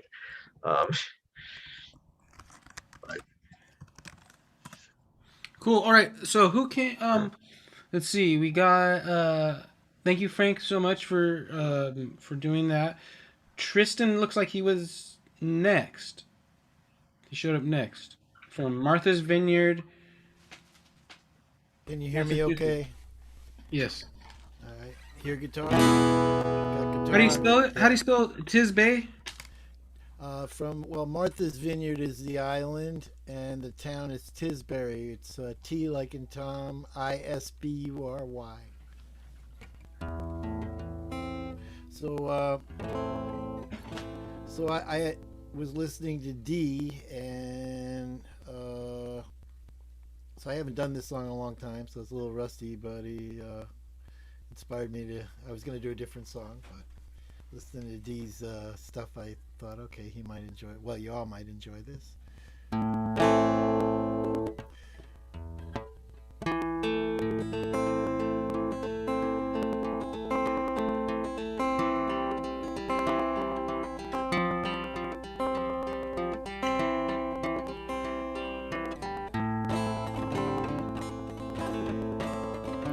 I see you fly, flutter in the wind, and I sit and I wonder, will I ever see you again?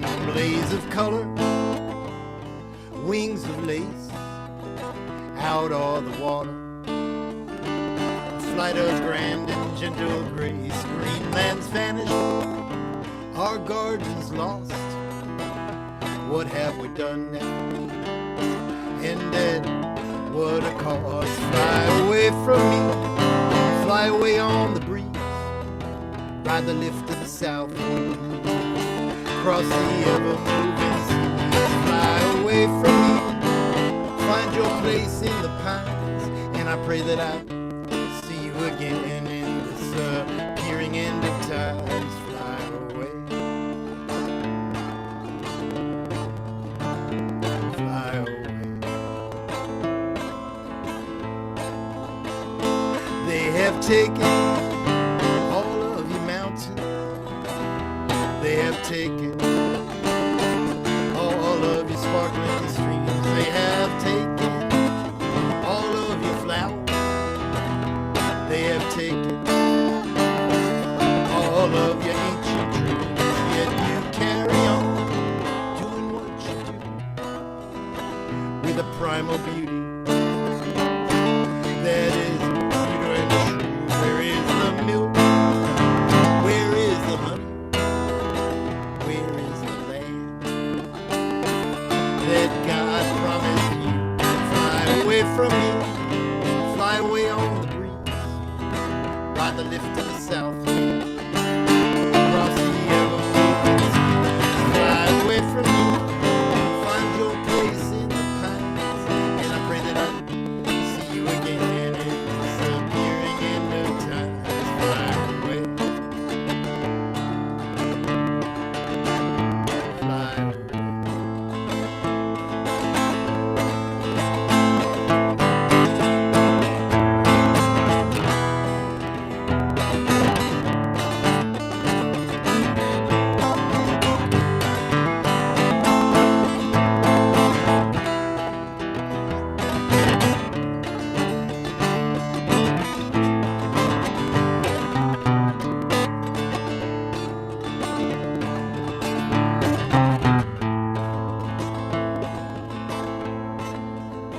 One day I'll wake up, see you like a fire in the sky, returning triumph, and I'll wipe the tears from my eyes. Is this a dream? Or is this the end?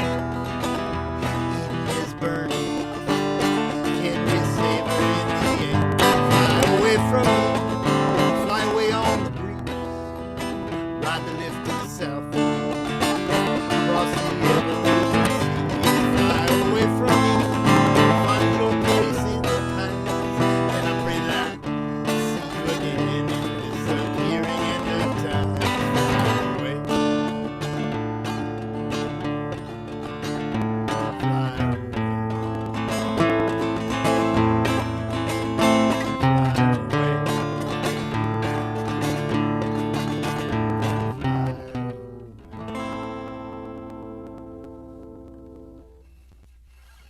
Nice. A little rusty.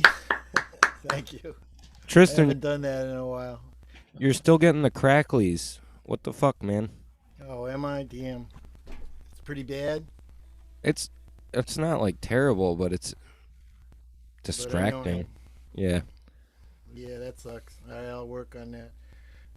So that song's called Monarch on Milkweed Leaving Aquina. And it's many years ago there are monarch migrations that go out over the ocean, and they kind of in the 90s there was a period where they were launching from the island, and there would be bushes up island that were just covered with monarch butterflies.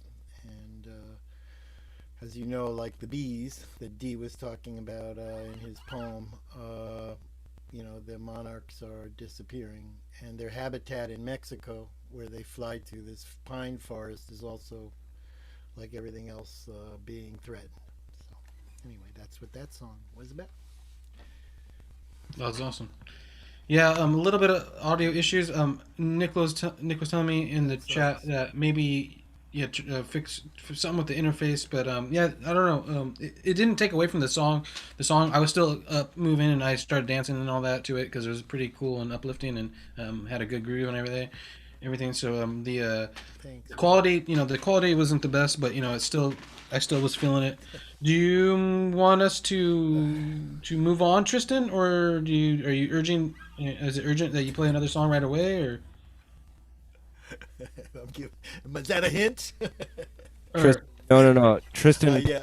If it sounds bad, I'll move on. There's no problem. All no, right. no, Yeah. Maybe. Nick, Uh, what were we gonna say? Have him unplug the interface, or no. I think. I don't Well, know. that's a. Just Yeah, let him I was go. saying if it's a it seems like it's been an ongoing issue. I would say Tristan keep powering through. I'm texting Anthony right now. Yeah, no, it's yeah. I don't bother poor Anthony. oh shoot. Well, next up we have Go ahead. That's okay. That's it. I'm gonna. Yeah. That's it.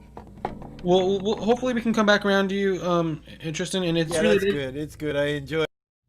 I'll work on my sound. I really enjoyed hearing everybody tonight. So, and Frank, your second routine, I like both, but your second routine had me laughing pretty hard. So, and these, two poems are beautiful, and I'm into writing stuff to help preserve what little of our nature we have left. So I really enjoyed hearing that. Thank you very much, Tristan. All love to the monarch butterflies that are Yeah, still man. left. Our Yeah, ecosystem could use them. yeah, really can, really can. It's getting a little late. I have to start preparing for tomorrow. So it was nice meeting all of you. I'm glad you enjoyed my comedy, and Thanks, Frank. Frank. You're yeah, welcome anytime. yeah, thank you. Just keep me informed of what anything that you might have. Sounds good. You know how to contact me, and I'm sure I'll see you all again. Thank you very much. All right. Have a good evening. You too. Peace. Peace. So, wait, Alan, do you have anything on YouTube or like any social media at all, or no? I don't really do social media websites or platforms whatsoever. But back in the days before the pandemic, whenever I would do a live event doing spoken word, some fool in the audience would have a camcorder or their cell phone and they would videotape me just performing. So I'm not in the habit of making on purpose ready for YouTube, ready for Daily Motion, ready for Vimeo spoken word videos. I'm just That not in makes the sense. habit of. That totally makes sense. No, yeah, I mean, I think I may have warned you, but yeah, this is still we're live streaming this right now just to document it. I don't mind it. I don't Okay. mind that at all. All right, cool. Yeah, I respect that. I wasn't on social media for a while. I kind of got back into it just to try to promote things like this and my music and all that and whatnot and the podcast. But I do respect people that that because it isn't necessary. Like I think you know because everyone they say you have to have it, but really don't. I lived without it for 10 years and nothing didn't change me. I think pretty much I was probably better without it, but like I was less on my phone and less distracted by it and whatnot. But so I definitely have respect for you that you're not all about it. And then it's good that that you're getting people to like read again because like books and bookstores are kind of going extinct. But like um, but you're down with people going to that website, right?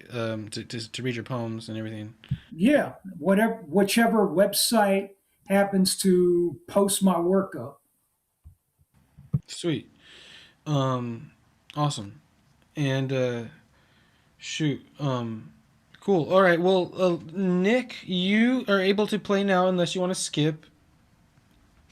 I'll go ahead. Give me 1 sec. I'm texting Tristan for just 1 second. Okay. Um, so D. Allen, you're born and raised in Oakland, right? No, I'm currently a resident of Oakland. I was I came to Oakland after I was forced out of San Francisco by redevelopment. All the all the tech firms, the big names in information technology in the country decided to open up shop in San Francisco as far back as winter 2013. And the building I was living in, the landlord was thinking about kicking us all out and gave us 1 year to find somewhere else to live. And sure enough, after that 1 year was up, They wanted to go through with the eviction.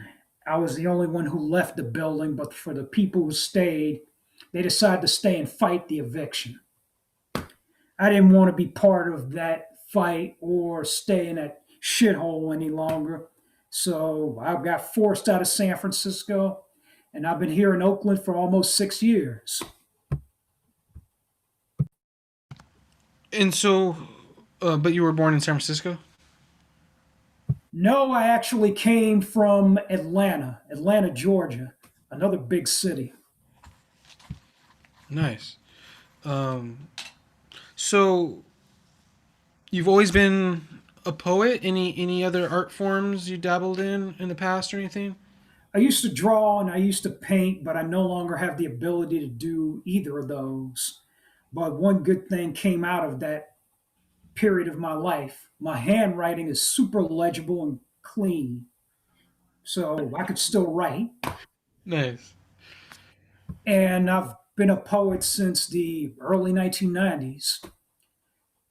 Before that, I used to write song lyrics, but I worked with several different bands that didn't make it past the garage.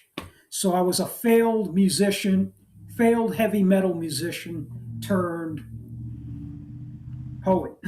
Wow, that's interesting actually. That you were in heavy metal. That's pretty cool. Nicholas, you're getting pretty close to being ready. I'm good to go whenever you guys are ready. All right, real quick though, D. Allen, so you were performing quite a bit in the Bay Area and around, or, anywhere else before COVID and all that, or Oh, yeah, I used to perform extensively throughout the Bay Area. I think I went to a few places outside the Bay Area, like Los Angeles and Modesto. any venues that you were in Oh, frequent? yeah, in Sacramento. One of the best venues in Sacramento I could think of, there's at least two. Queen of Sheba Ethiopian restaurant had an open mic night on Wednesdays. And on Thursdays, and this is the big one for Sacramento, is an open mic called Luna's Cafe. Oh, I think I've been there Spoken actually. word. Great place, great open mic event. Yeah, we have some spoken word in Visalia, California, in the Central Valley, and I'm in contact with them right now, an organization, and I will try to connect you because they do some Zoom stuff, and I think you would really Nice. fit in like perfectly over there. And here also we really haven't had any spoken word poets much. We've been doing this since Dia de los Muertos this year, and we've only had like one. And I'm super stoked that you came, and same with the other poets, that Cheyenne and everything. So yeah, I will connect you with those people over that I'm in contact with, but and maybe they can have you do a featured thing because they did have some in person events until COVID, but then Yeah, like maybe. send me your list of contacts via email. I'll Okay, put them over. sweet. And then in the Bay, is there any like venues though that you would frequent? There's at least two that I frequent regularly. Sacred Grounds Cafe in the Panhandle part of San Francisco. Been going to that for 13 years, and that's a good one. That's an open mic that happens every Wednesday night between 7 and 10 p.m. And the other one is Bird and Beckett, which happens on the first and third Mondays of every month, 7 to 9 p.m. Both spoken word open mics. Awesome. And did they continue on Zoom at all or anything? Or any of Yeah, these? they have both continued on Zoom. And the one at Bird and Beckett is hosted by the current San Francisco poet laureate, Chalagi Indian poet Kim Shuck. Wow. Cool. Well, I appreciate all the info. I'm writing this all down, so maybe I might be able to attend because I would definitely like to see some of those and check you out over there if you're going to be attending them. But yeah, stoked on that info. And Nick, are you ready to take it away? Yes, sir. I think. I don't know if my levels are correct. It sounded good. It sounded echoey. It sounded boomy vocals. And what you got for us? Nothing too great. Don't say. Pop songs.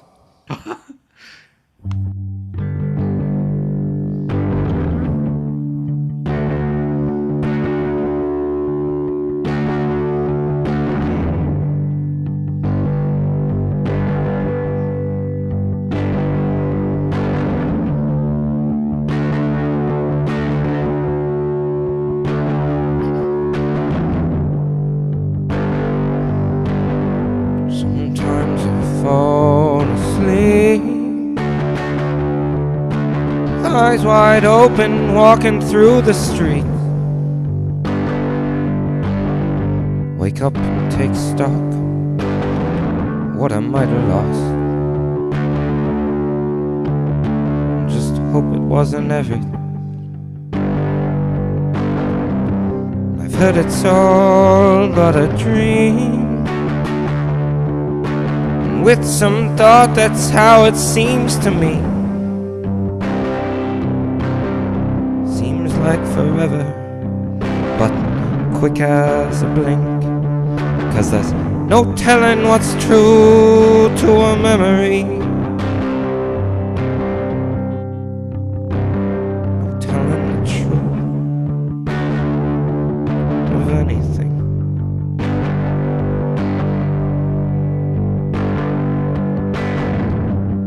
Here and now, you're tangible.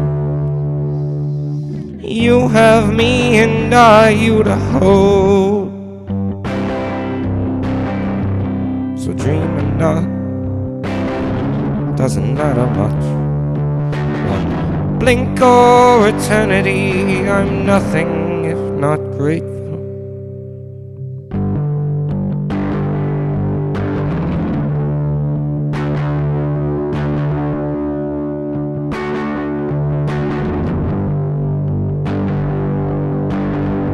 So if it's all just some dream, my mind's made up, I'm better off asleep.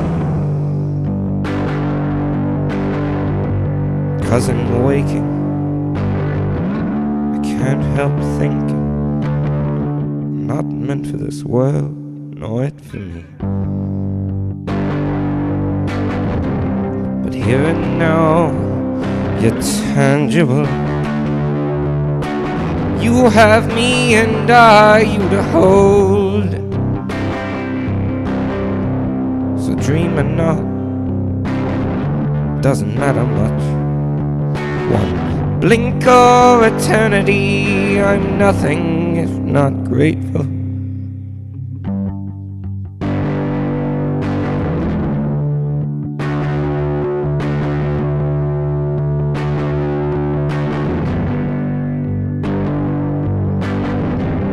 You're here and now, you're tangible. You have me and I, you to hold. So dream or not, doesn't matter much. One blink or eternity, I'm nothing if not grateful.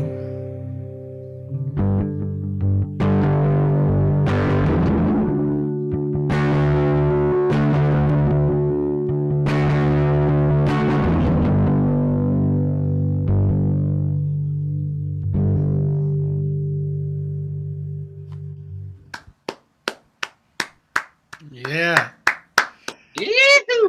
Thanks, guys. Always, always. I don't know the word. You always, I guess, always leaving me speechless. But yeah, that was awesome. Any feedback? Anybody? I think that was Jeff that went woohoo. Any other feedback besides the woohoo that Jeff did? I think I saw a clap from D Allen, a virtual clap, which was cool. No pressure. No pressure there. Yeah, Happy Ron just joined us, and Megan. Yeah, I'm a fan. You're a fan of Nick? I like Nick's work. You know, I'm becoming a good fan right here. Dude, Your number one fan. I'm a You're fan. number two. Salita's your number one fan, and then Jeff's your number two, and I'm number three. I don't know. She's probably sick of hearing my. Oh, I thought Salita was gonna be singing a duet with you. Jeez. Anyway, Megan, you want to do a song? I think. Oh, shoot. I'm just gonna keep painting. To be honest, I'm in another meeting as we speak right now. What So meeting are you in? a meeting for BLM Hanford, another group I'm in. All right. I want to ask you some questions about that afterwards. But Okay. the painting, that's looking amazing. By the way, the painting is legit. Wow, that painting is brutally good. Like I don't know how she does it. It's like what the heck. I wish I could. Anyway, um, is that Hawaii or something? I can't tell if that's Hawaii, but yeah. Okay, so D. Allen said, "Bye, y'all. The grumblings of my hungry stomach need answering," and I am stoked that he showed up because that was epic. Everyone really is really talented this evening, and from random different places. Happy Ron, looks like you're up. Finally, I haven't even spoken to you. I haven't even acknowledged you. Like all, Yeah, pretty much. D. Allen was like acknowledging everybody that showed up, and I was just ignoring everyone that showed up because I was just in shock and awe of the spoken word. Where you just usually have like music, and then today like all the poets come. Ron, how you doing? I'm doing all right. How about yourself? It's my third open mic of the day. Jeez. How's it going, Jeff? How's it going, Megan? How's it going, Nicholas? How's it going, Tristan? So tell us about the open mics that you went to. I went to an in-person nonviolent communication meeting at 4 o'clock. Actually, at 3 o'clock, and then I went. I got to play. You played over that? Yeah, I was actually. Did you play the it was like song? a 6 of us get together in like an outdoors area, and Oh, wow! like I'm glad that you actually did that. Yeah, and then so what was the other open mic? and then I did Catherine Beek's local open mic here in San Diego. She's one of my oldest friends. On Zoom? On Zoom, and then there was Susan Reeves open mic, which is always really talented people there. So. Well, you have been all over today. You've been touring all over the place today, in person, virtually. Actually, this will be my 4th time playing if you count the in-person open mic. I Yeah, guess. this is your 4th one. All right, let's see. Hold on, let me see if you're on Instagram, showing up. You're a little to the side. I'm sorry, I always do that to you. At least I'm doing it before. All right, you're good there. You're perfect now. You're perfect. Twist this here. There we go. So I heard some talk about butterflies, so here's my butterfly song. Sorry, everyone kind of bounced. Sorry, everyone kind of bounced, and we got to you kind of late. All right, let me know when I can talk. You're good. No, yeah. I just wanted to apologize that we had a pretty good amount of people, and then everyone kind of dipped. But we are still on Instagram, Periscope, Twitch, and YouTube Live. So, and people are watching on Facebook too. So, all right, take it away, Ron.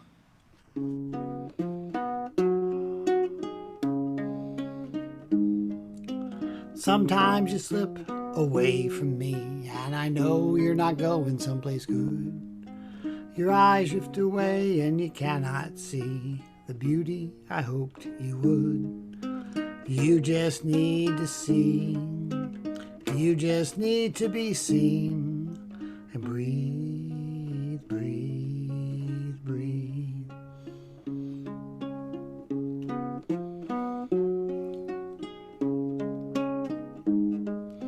So let's just agree that I'll stay here and give you a shelter in the storm, so you can sail past all your fears and come home to where it's warm. You just need to see, and you just need to be seen, and breathe, breathe, breathe. The past is not your fault, just an echo from long ago. Life is calling to you, it's time to enjoy the show.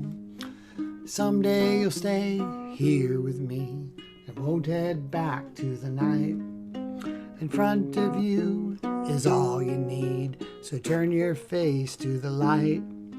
You just need to see, and you just need to be seen, and breathe, breathe, breathe. Sometimes you slip away from me, so breathe,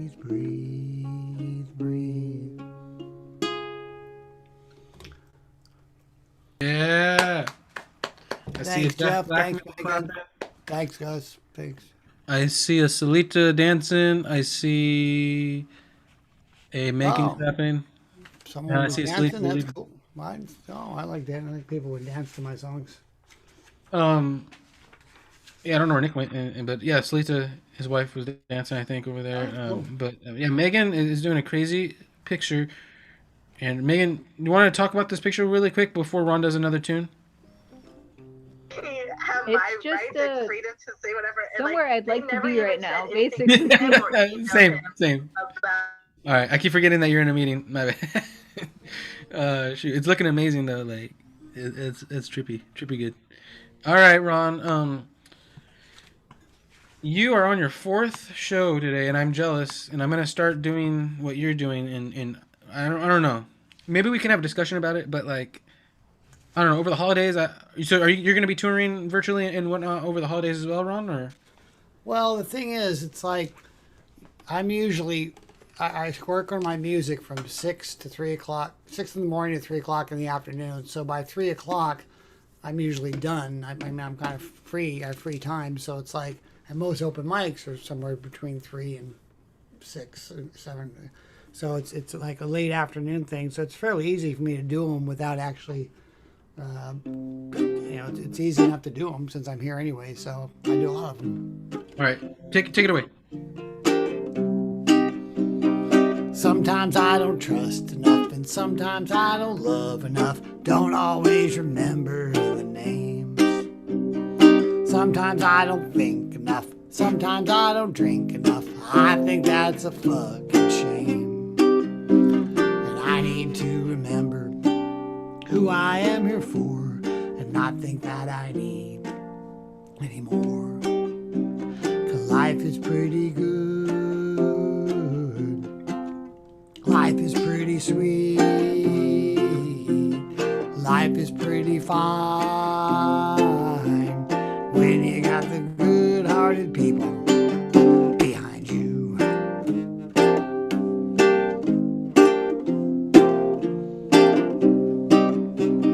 Some will just talk too much. Some will not hear enough. They just think it's all about them. Some will just want back in, and some will take it on the chin, always trying to go round again. Why would I think twice about those I should ignore when I've always had so much more? 'Cause life is pretty good. Life is pretty sweet. Life is pretty fine when you got the good-hearted people.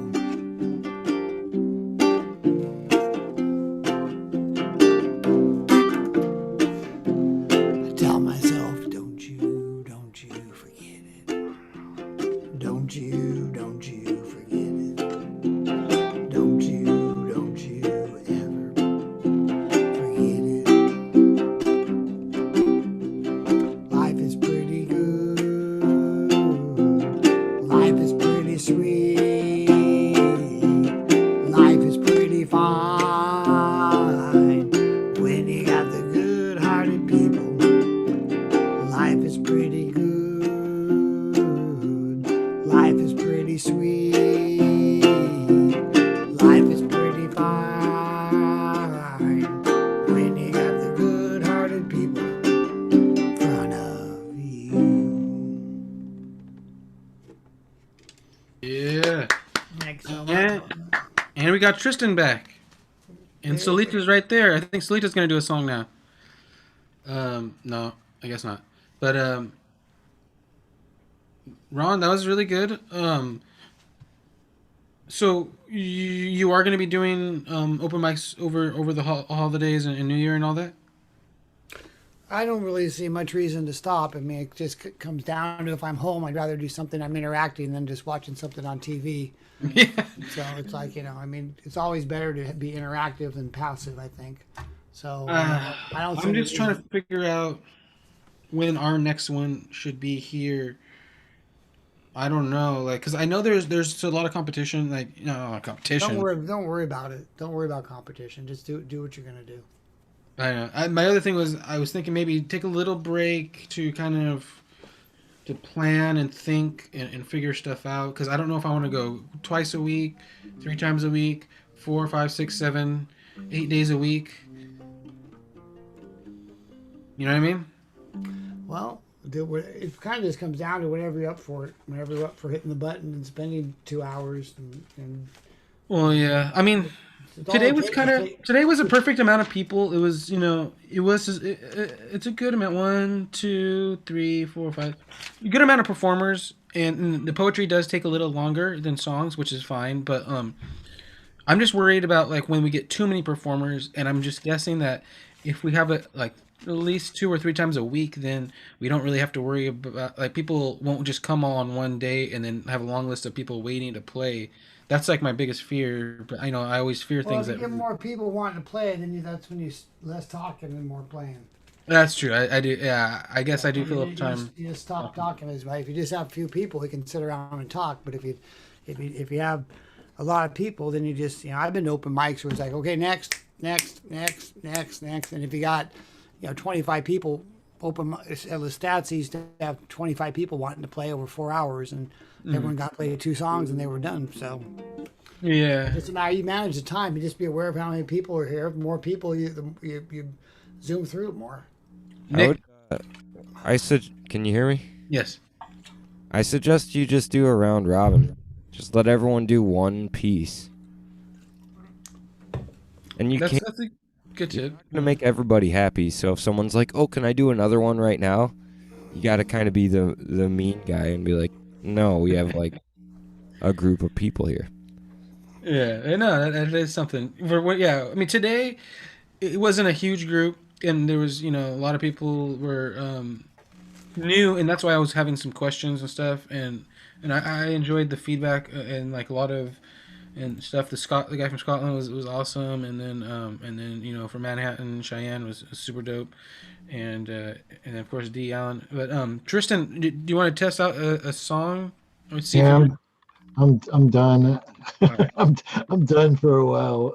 But thank you. I wanted to support your mic and come back and Yeah, are you sure you don't I want to do didn't like want to be a an sound check? asshole and just I'm pissed off at myself. So I probably if I should have just anyway when I left I could have just left, but I want to support your open mic. No, So I'm no, back yeah. to listen. I'm back to listen, man.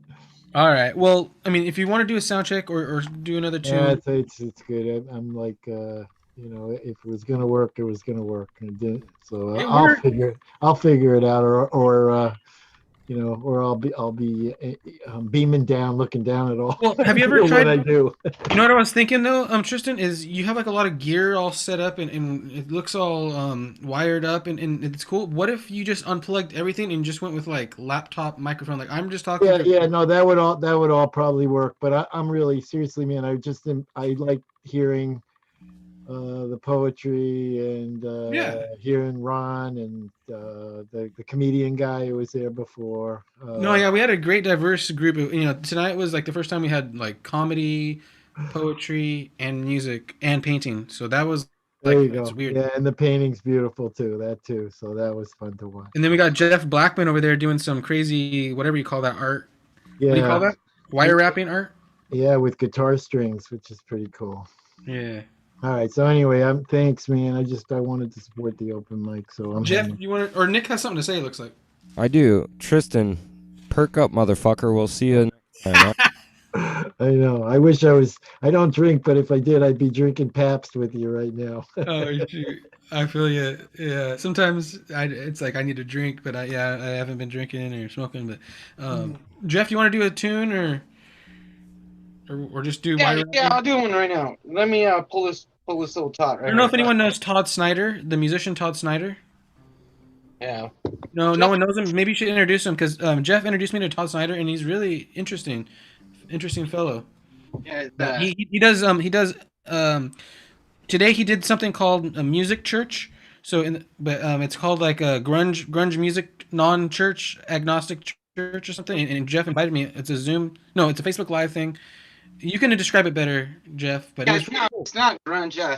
It's folk music, Americana folk music, but it's the First Agnostic Church of Hope and Wonder.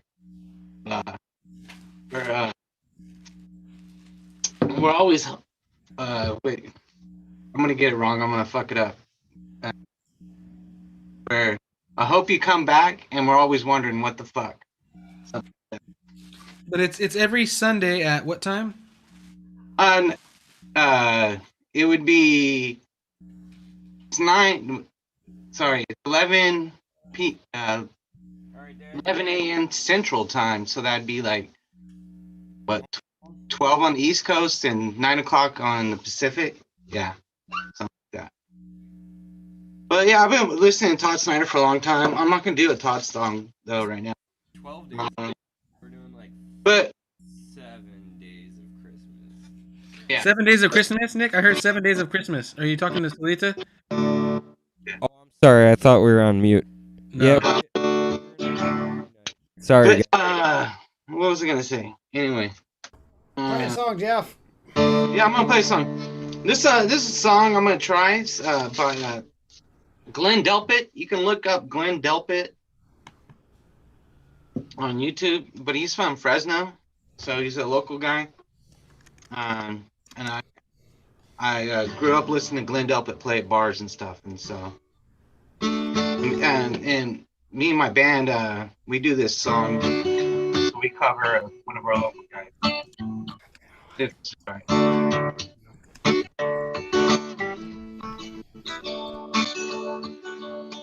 There's a full moon on the rise. Clouds are hanging low. When I look into your eyes, you tell me more than I need to know. There's a picture on your wall, painted by Renoir. When you remind me, never dancing me to stop. There's a road that leads with the road that leads down to the ocean. There's a road that leads straight to your heart. I'm traveling down this road, the burning rain is falling. I knew it wouldn't be easy straight from the start.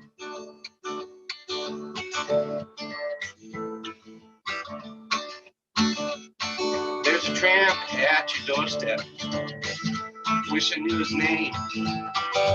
Tells me you're a candle, baby, I'm the flame. There's a train I'm trying to catch, and I'm running as fast as I can. You're leaning out the back, and I'm trying to reach your hand. There's a road that leads down to the ocean. There's a road that leads straight to your heart. I'm traveling down this road where burning rain is falling. It wouldn't be easy straight from the start.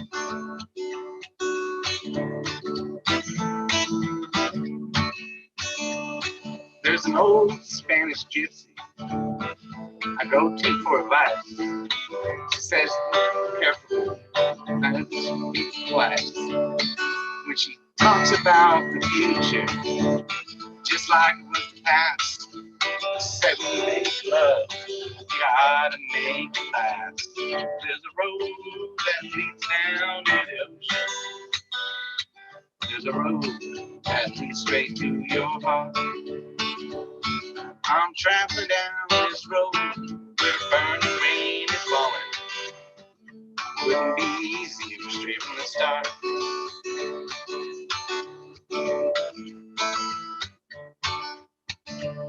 There's a tramp on your doorstep, says his name Van Gogh. When you look in your eyes, you tell me more than I need to know. There's a picture on your wall, painted by Matisse. You said when you find love, you have to make it cease. There's a road that leads down to the ocean. There's a road that leads straight to your heart.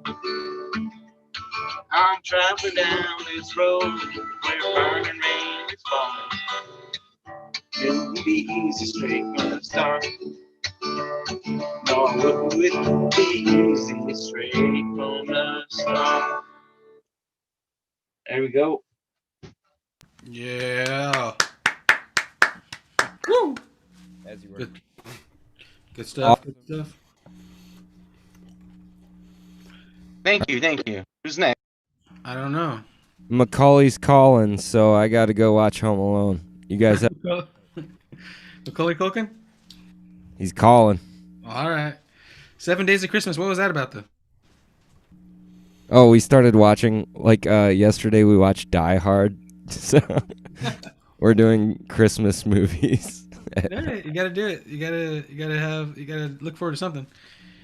All right, you guys have a great evening. It's All good. right, man. I'll try to catch you tomorrow if I Later, can. Nick.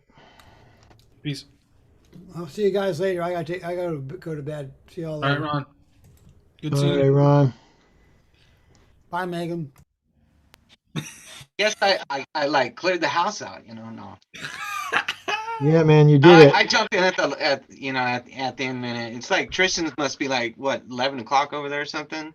Yeah, 11:30. It's cool. I'm a night out. I don't go. In fact, I've done the Melbourne. You want to go? You want to have a surreal experience.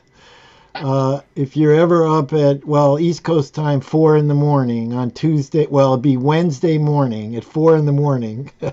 They have Melbourne's greatest open mic, which is kind of very different than. I mean, it's really cool. There's some real characters.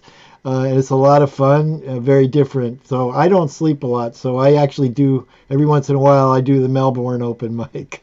So that's Wednesdays at what time? Well, it would be like, let me get this right. So our Wednesday morning, yeah, but like 4 in the morning, because it's like 12, they're like 12 or 13 hours difference than us. Well, on the East Coast, you're on the West Coast. So that probably.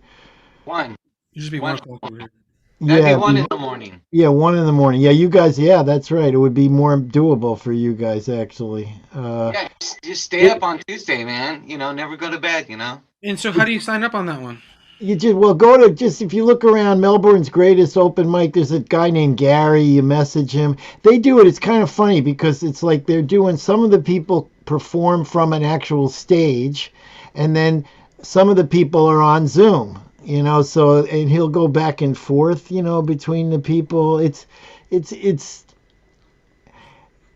different than our open mics in a way, but it's fun. I mean, there's some real characters, there's some performer. I mean, there are all kind of not that everybody is good in their own way, but of a wide variety of talent, and it's different, so, and I do a couple of open mics in England, which I enjoy, but those are more like here, they're more. What are the England? Which one's in England?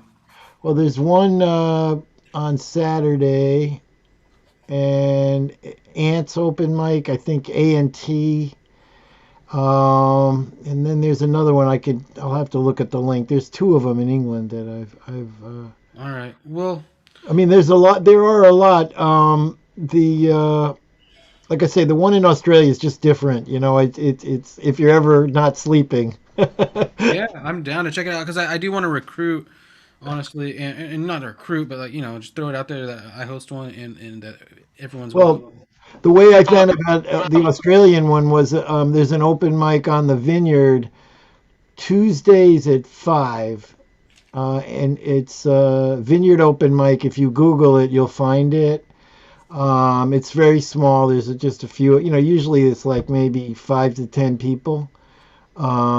And a guy from Australia went to that open mic a bunch of times. That's how I learned about the one in Australia, actually, which was cool. So, and that's the Vineyard open mic is, it's a lot of fun. It's very casual. It's small. A guy named Andy Herr puts it on. And that's how actually just starting any of these open mics, you just get connected, obviously, to people, and they. Now I've seen Jeff a couple of times, so. Yeah, Jeff and I, we went to Nick's on Monday. Yeah, right. So that's how it kind of gets going. I enjoy it. I mean, it's. There are unfortunately, it's good for I find one of the benefits of Zoom, and it's unfortunate, or COVID, has been that a lot of kick-ass musicians from all over the world are out of work, and so, you get to exchange music with them here, which So I mean, I know all of us would rather be out performing, performing. But having said that, it's been, just getting. There's two guys I'm looking at right now. Chances of us ever meeting, would have been, Right. Slim. So, yeah. So that I that's want to jump on the open mic tomorrow to find out what's going on with Brandon's adventure. Yeah, yeah. Brandon's adventures are always good. Yeah, I suspect he'll move from the Arizona area pretty soon. I think he may have already started. I don't know. No, I was supposed to like add Jeff to like the email, not email, the Facebook. There's like a chat, but I haven't done that yet because I forgot. Yeah, there's a Basically, virtual music tour group where everybody posts. A bunch of Well, us post different. joined something that Brandon had. Yeah. Yeah, look for well, Anthony, we all are on that. Anybody can join. It's called the virtual. I'm pretty sure virtual tour or yeah. virtual music tour. You'll find it if you go to Facebook and join that group because that's where we exchange. Well, I don't know if it's a group. Oh, is it a group? It's a message. It's a message. I don't know. It's a thread. I saw you. I think I saw you posted on it. Yeah, I posted it. I'm supposed to add Jeff to that. Gotta try to remember to do that. It's kind of hard to follow because there's so many comments in there. I don't know when. I don't know. Just follow the dates. I use the dates, so you can just see, well, if somebody's posted on a Friday or Saturday, and they even post the time so you can see how old the post is, I mean, I found yours from looking, you posted a poster on there. Yeah. So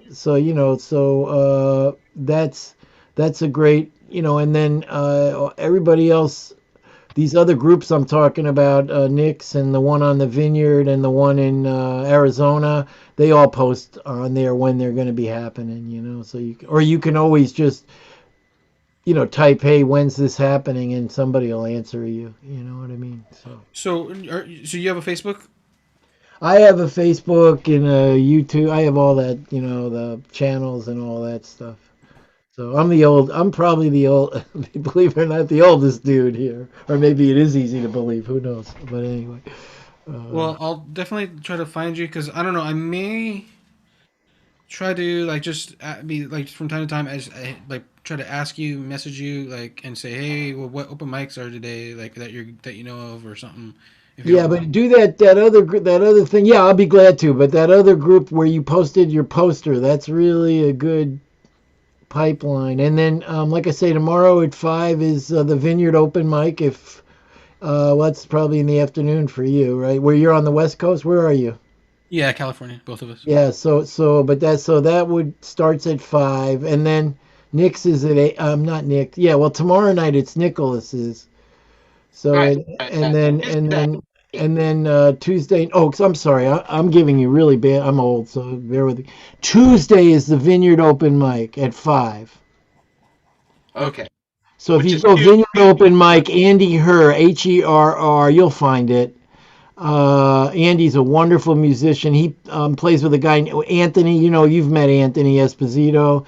Andy and Anthony play together in a band. And in fact, Anthony's played with me on stage and recorded me. Anthony's very talented in so many ways. Well, Andy's also amazing studio guy. He does a lot of sound stuff here and productions here on the island, as does Anthony. They're both very. But anyway, they Tuesday night is the Vineyard open mic, and there's about that's there's a range of people, and there's anywhere from 5 to 10 people, and then on Tuesday night at 8 o'clock, actually, yeah, 8 o'clock is Brandon's on Tuesday night, and then Wednesday night is the other one in Arizona, Jared. So just follow those threads, you'll. All right. That's probably the best. Like one every night if you just know what you're doing. I do there's one on Thursday night, which is there's a small one that I found, which actually Anthony and Nicholas and I go to, and Dane, a guy named Thomas, who I think, and I don't because he's not, I think he's autistic. I've gone a few times. He's kind of an interesting guy. He hosts, named Thomas, and that's on Thursday. He does a Thursday night thing. And then there's a Sunday night open mic also that was this guy Rick was doing, and Rick hit the road, and a guy Keith was doing it, and Keith lost his internet for a few weeks, but that'll probably come back too. And they also do Wednesday night. Yeah, so you could. The only one, once in a while I see somebody on Friday. Then there's your one you did Saturday, and the guy in England is on Saturday. So yeah, you could basically, and a lot of what I like is a lot of the guys here in this group, it's the same guys, so we've all kind of play for each other and know each other's music, and critic, which is nice, and we want new people, and they're all really, I'm probably the weak, I mean, these guys are amazing musicians, most of these guys, I'm like, I'm really, all of you guys, I just, like I say, I wish everybody was working, but the other side of it is we're getting to exchange ideas and music, Yeah, I plan to try to check out as many as I can over the holidays because I think we're going to be taking a break. I'm tempted to do it again this coming weekend or during the week. I just don't know. Yeah, so maybe what you should do is check out all the ones that are happening, and if there's a time, like somebody said to you, do whatever, whenever and whatever you want. But if you find a night where you're around and there's a void, a time void or whatever, then maybe that's the time. I'm sure, there are people like me. I love to just go to, I like doing open mics, Yeah, Happy Ron that was on earlier. Was his fourth tonight. I can't.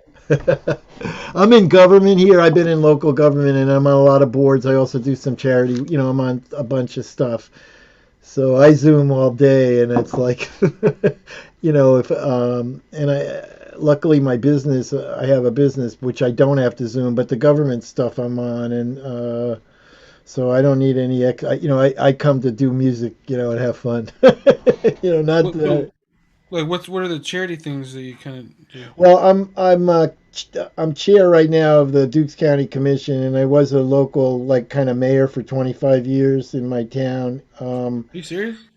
Yeah, and I'm on some now. I've kind of retired from that. I'm chairman of Dukes County, which is not a big deal. It sounds bigger than it is, but I'm also on some on the Vineyard. I'm on a couple of climate committees dealing with climate and climate change mitigation and energy, saving energy stuff and resilience. And then we have a local, it's a great radio station, by the way. You can get it on your internet. And if you like good music, I'll suggest it's called WMVY. And it's a nonprofit radio station that comes out of the Vineyard. It serves the Cape and the Island area and Newport, Rhode Island, and we do a mix of music you don't really hear in a lot of, it's a kind of a wide variety of music, and it's nonprofit, so I'm on their board. But if you go to wmvyradio.org, you can stream it. It's fun if you're looking for a good music mix sometime when you're working. I highly recommend it. Awesome. Yeah, I'm definitely down to check all that out. And then your business, what's your business? I have a landscape business, and we do here on the Vineyard. We service about 130 clients. I worked hard all my life, but I really just I have a foreman who's running my business, so I do go out every once in a while just to get out of the house and and work, but I just mostly manage and do the paperwork at this point. Nice. Here's a question that's kind of random. Since you were mayor, what's your advice for someone that may want to run for Congress? What do you do? I know. Well, my advice would be, so you live in a city or a town? I don't know the difference, but a city has got many boroughs and districts, whereas a town is sort of one entity. No, we live in a city. There's about 180,000 folks. Okay, so you're asking my advice, two things. Read the little stuff in the back of the paper, the fine print stuff. That's where all the news is, in local news is. It's not on the front page. So you'll see all the announcements of what boards are meeting, what openings there are, what rules are when a law is going to be passed, it's required to be published in the newspaper. There's all. And that's the stuff that people don't read. That's really what's going on in your town. That's number one. Find a board that you might be interested in, whether it's planning or health or whatever, conservation. Um, Tune into their meetings because they should be public through Zoom. They're probably Zoomed, I would guess. And usually, if you can find either to run for or get appointed, after you go to some meetings, learn what's going on one of these boards. Try and get yourself on one of those boards for a few months or a year and just kind of learn what's going on in your town and also start to meet the players in your town, good and bad. Be polite to everybody. Don't fight every battle. Speak your mind, but not, you don't want to be where people turn you off because you're, have an opinion on everything. And listen, and I find that either planning boards are a very good way to learn what's going on in your town. Also, from a different direction, but because all aspects of your town have to work through through your planning agency or planning board. And then also finance committees, from a different angle, everybody has to get approved or go through financing. So those are two different areas where you can really get, since you didn't ask, that's how I would get involved. And sometimes if you run for something small, even if you lose the first time round, a lot of times people vote on name recognition. And so, the second time round, I know that name, and they just, so you may win the first time round, but that's how I would do. I would start off, just get a lay of the land, go to some boards, go to some Zoom meetings, learn who's who. And yeah, I was thinking maybe running for like city council or something, but then that's like 4 years away, I think. And I think 2 years. That's why I'm telling you, start in your city. You're going to have, I don't know, they're either called districts or whatever. You have little, within your big city of 180,000, you have districts, and maybe they're not called districts. They could be called wards. They're called something like that. And each ward or each district is going to have its own little sub-government. And find out what district or ward you live in, and that's the sub-government that you should go to their meetings and start to learn what's going on. Right. If trying to going out of nowhere and running for some citywide office, you're probably not going to succeed. I mean, I'm not saying you can't, but you probably won't. Jeff, were you going to chime in? Oh no, I've seen that done before here locally. This guy ran for office. He was just known downtown, and he got himself 1,300 votes, but yeah, he made a few percent points, but it wasn't nothing. I mean, he knew a lot of people, but So it's I'm sure if you were in a ward and you started to learn the ropes and then got elected from the ward to represent that ward on some citywide council, now you start to meet people from other wards who get to know you.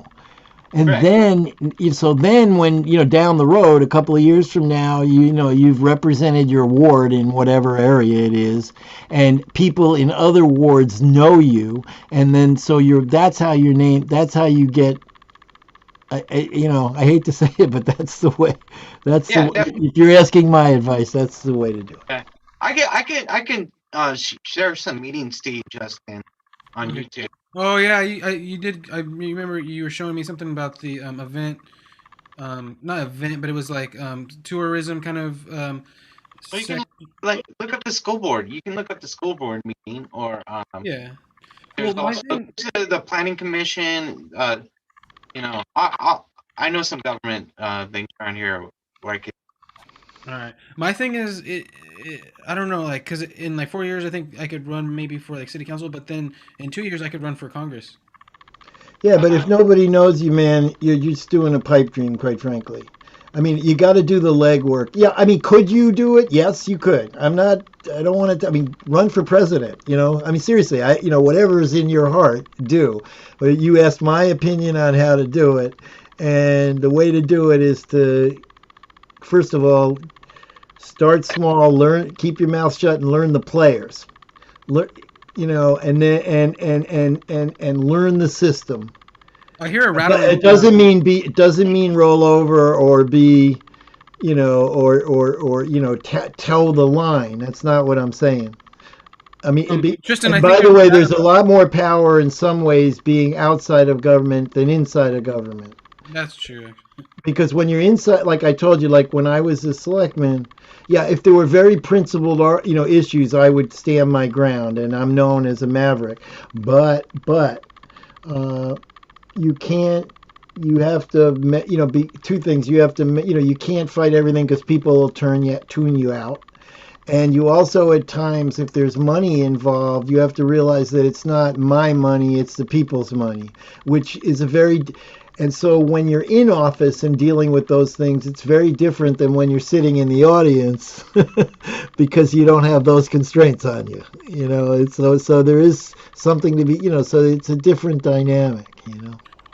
Hey, Tristan, I hear. Okay, there was a rattling sound, but it stopped right now. I think. Oh no, it's back. From me? Yeah. Let me see if I turn my mute off. Let me see. Yeah. For some reason, when you're unmuted, there's a little bit of a rattling. I don't know. Maybe something. I'm not talking through that system right now. Maybe it's something else that's causing the problem. Maybe it's like the computer. Yeah, it could be the damn computer. Yeah. Yeah. Oh well, I do appreciate. I wrote on all the feedback that you were giving me, and I may have some other questions in the future for you. But yeah, I mean, I don't know. I'm probably because in 2 years I will probably run for Congress because it's the nearest election, and then I will if I don't win, then I would probably run for something else after that. But But are you involved in any groups? I mean, even if they're not government groups, are you involved? I mean, because my point is, you're going to run for. I mean, just being honest here. So you're going to run for Congress. So either A, do you have lots and lots of money that you can saturate the local? Okay, no. So who knows you? Who's going to vote for you? If you don't belong, even if, the other option is to get involved with some of the local groups that represent, well, I don't even know what it is. I'm not even asking you your viewpoint, but whatever your viewpoint is, get involved with those local groups so you have some support behind you. So you're running for Congress that somebody knows who you are. Oh yeah, okay, this guy represents what I believe in. And, then at least you have some start. But to just take your name out and run for Congress, quite frankly, I mean, you can do it. I don't want to, God bless you. But, you're probably going nowhere, being as honest as I can be. No, yeah. I mean, having little money to no money and then not really wanting to, get people to give me money because I just feel weird about that. And then, yeah, not really having a name besides just being in the music community. But I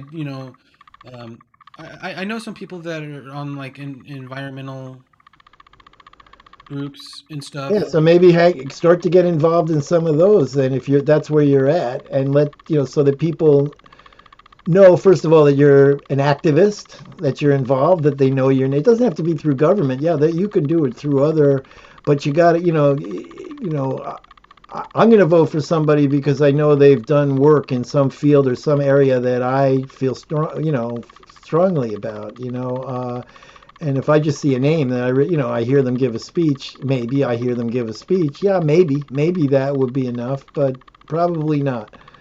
Yeah. That is good advice. Anyway, I'll shut up. But that's just my opinion, So yeah. Opinions are like assholes, right? Everybody has one. so yeah, you were to win mayor, you were involved, and everyone knew that in the town. Years and years ago, I'm an old man. There was a project near my house that they wanted to do, and I didn't like it. And I went to a hearing and I started seeing these people up on a stage. And I said, who are these assholes making decisions in my life for me? So I started to learn about it. And somebody said, yeah, the Conservation Commission, which was not the biggest thing, they may need an alternate. So I started going to some conservation meetings, and I did. I kept my mouth shut most of the time. Got to know the people on the board. And when it came time, and usually it's hard to find people in local government on that level who want to even participate.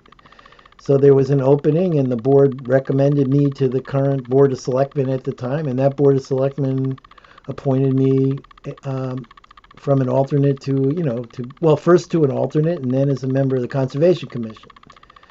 And I served on that board for 4 or 5 years and got to know the town. And then I ran for planning board and got elected to planning board. And then 3 years later, there was an opening. One of those selectmen resigned, and I ran for selectman and against a couple other people, and they split the vote, and I got lucky, and I got elected selectman.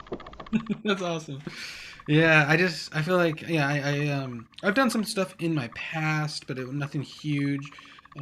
Just like going to college and helping out and here and there with stuff. And but after that, mainly just like some teaching and stuff like that. But then now I'm just trying to think, a different. I don't know. I may just be like a writing candidate. Yeah, you could be a writing candidate. I mean, all that's fine. I'm just saying, if you want to win, there's one thing to run, and maybe you can run. Okay, if you figure you're not going to win, and maybe a few people will hear your message. I mean, that you could do that. If you want to run to win, then that's different. Yeah. Then you got to get involved. People got to know you, whether it's in government or in whatever area it is, environment or whatever it is, and so people know you, so you get support.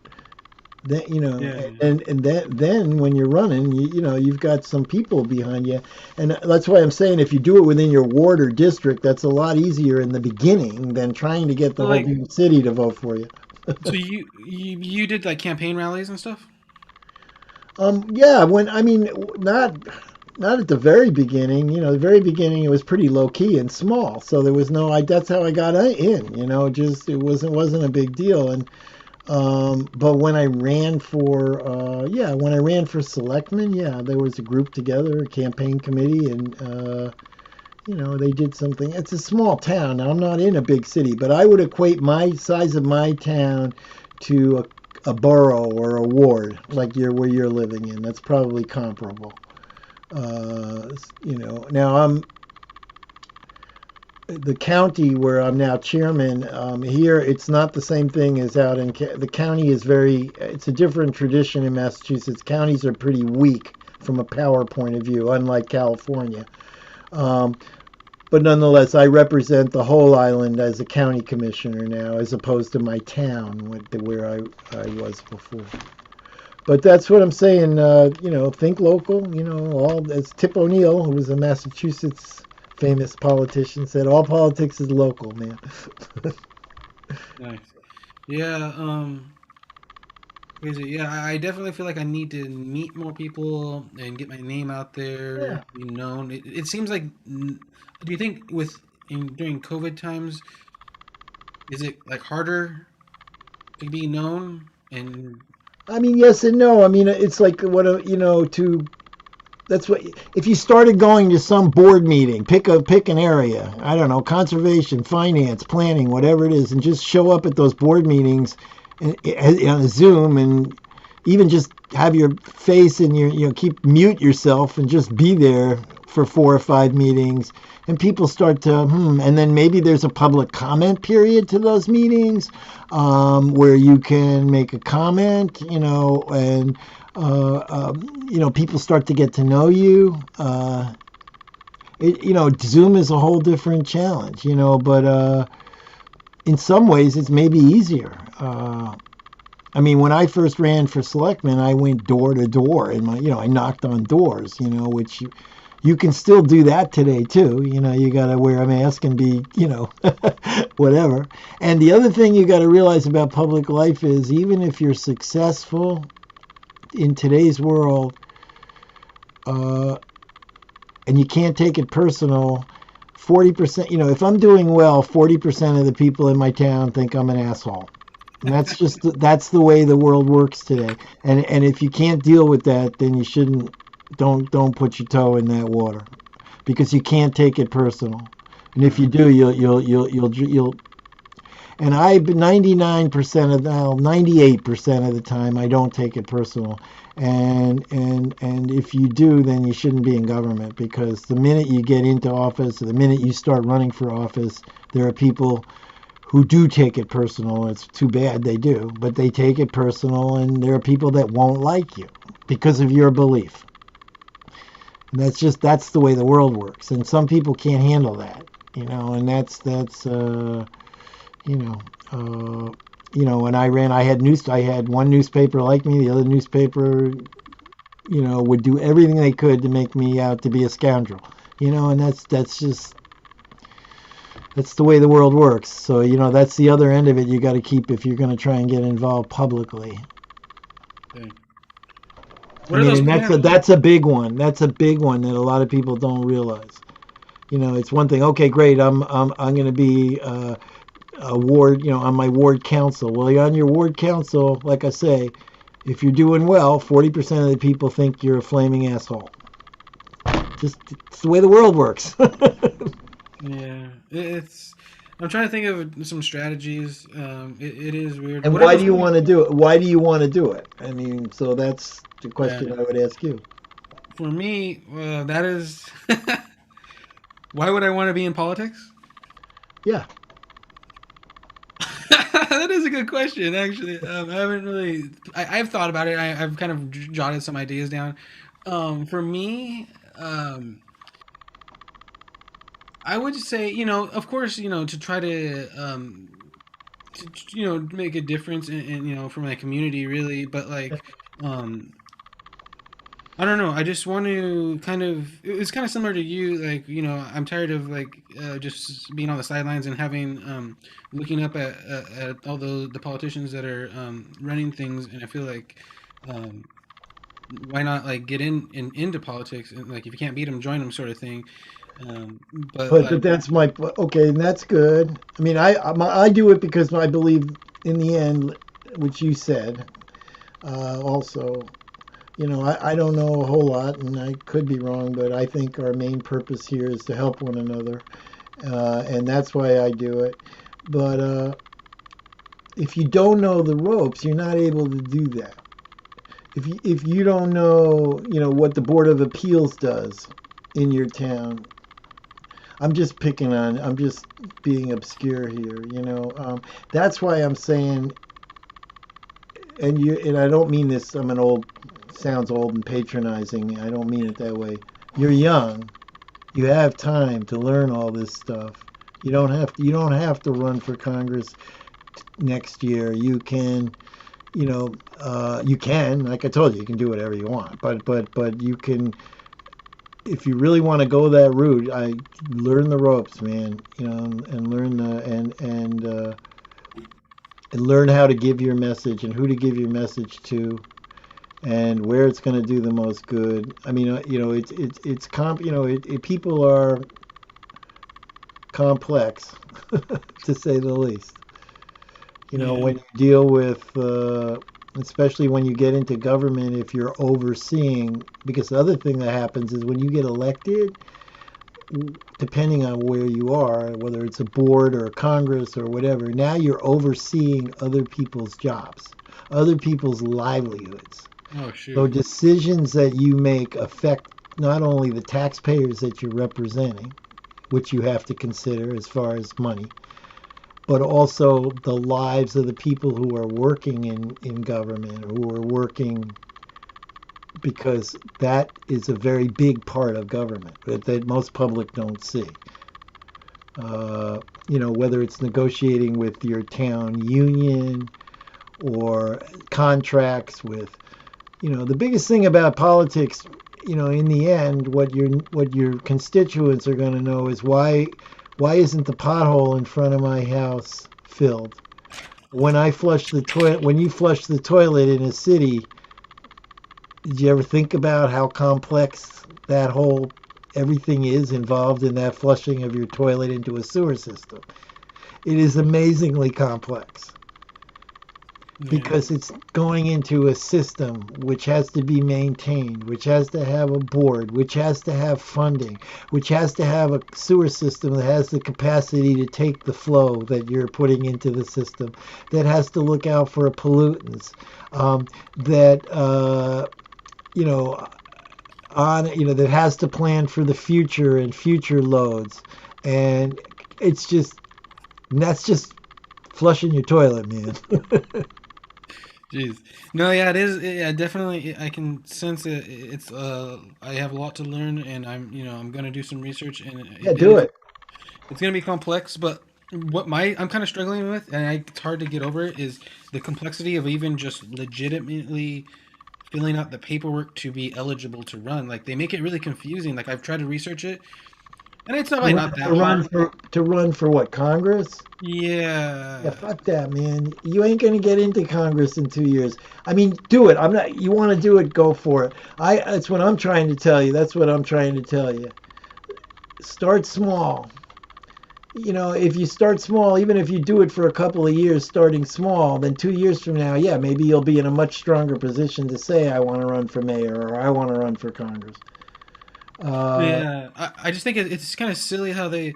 I don't know if it's still true or if I'm wrong, but I think like you have to be even like eligible, like you like $5,000 or something of like donations or something have to Yeah, be. so if you have people that are supporting you and you've now built the base, which is what I'm trying to tell you, then you can get a campaign committee and get people to contribute and work for you. And there are usually people in that campaign committee that know how to fill out all the paperwork and know how to do all that shit. And you have to have a campaign. If you set up a campaign, you've got to have there are parameters. I'm sure your state is probably as bad or worse than Massachusetts. You have to have all kinds of things to be able to set up a candidate's bank account. I mean, there's all kinds of scrutiny and accounting, and yeah, it is. It's politics, man. But if you get into a group and you start small and you get people to know you and then help you with that stuff, you can do it. You're kind of, and I don't mean this, and don't take everything I'm saying. I'm not coming at you personally, but what you're talking about is pissing into the wind without really knowing it, man. And Yeah, I'm just trying to be honest with you, not trying to. yeah. I'm gonna interject in here. I'm on Tristan. I'm agreeing with Tristan here. You gotta go do something and show people that you're serious before you go jumping off a cliff and stuff like that. I mean, throwing rocks over a cliff is fun, but it doesn't do much good. Um, you know, I think you know, there's a lot of local things you can do and volunteer stuff. And so, Yep. My thing is my thing was is like like months ago, I before the election and all that stuff, I was every once in a while I'd post stuff about politics, but I've been so happy not to do anything about politics and solely concentrated on music. And then I find myself on this open mic and we're talking about political shit. We're not discussing sides. So that's the good thing. But I'm like, how in the fuck how did I this know. happen? I had to when he said Look down the wormhole there, son. no, Wormhole. he said he was mayor. I just couldn't help because I've been thinking about it. But like my thing is, I really don't want people to donate money to my campaign. I would want to fund it myself. Like if I have $5,000 and I'll just donate it to myself or whatever. And because I don't want to ask people for money. And that's another thing. Like because I just don't want I want to Be prove in that politics, you're not asking people for money. I know, but I just don't want to. I mean, eventually. No, and you don't have to at a small. If you start small, you don't need to do that, and that's what you're not hearing from me. Because if you can look in your paper and there's a little local board in your ward that probably there are probably some boards where they don't even have enough people to serve on them, that you could probably get yourself appointed. After going to a few meetings, learning what they're about, get yourself appointed and get involved. You don't need money you don't need money to do that. Yeah, if you're going to go from 0 to 100 and run for president, you need money. You need money. That's all. That's why I'm saying. If you don't, you're not going to be able to run for Congress if you ain't got money. And maybe that's a horrible thing to say about the world and our country, but it's the truth. I mean, also, assuming we're not living in a dictatorship, that's a whole other story. Then all bets are off. But under the system we have, And California is, I'm sure, as complex, if not more, than Massachusetts.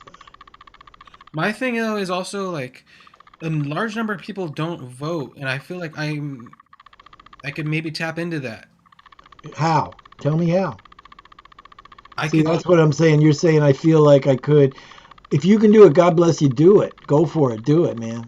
But how, I'm just saying, I without just want to. I could just. I would like to just find the people that don't vote, and I was kind of like that. how do you do that? Do you know how to do that? I could tell you how to do that, but do you know how to do that?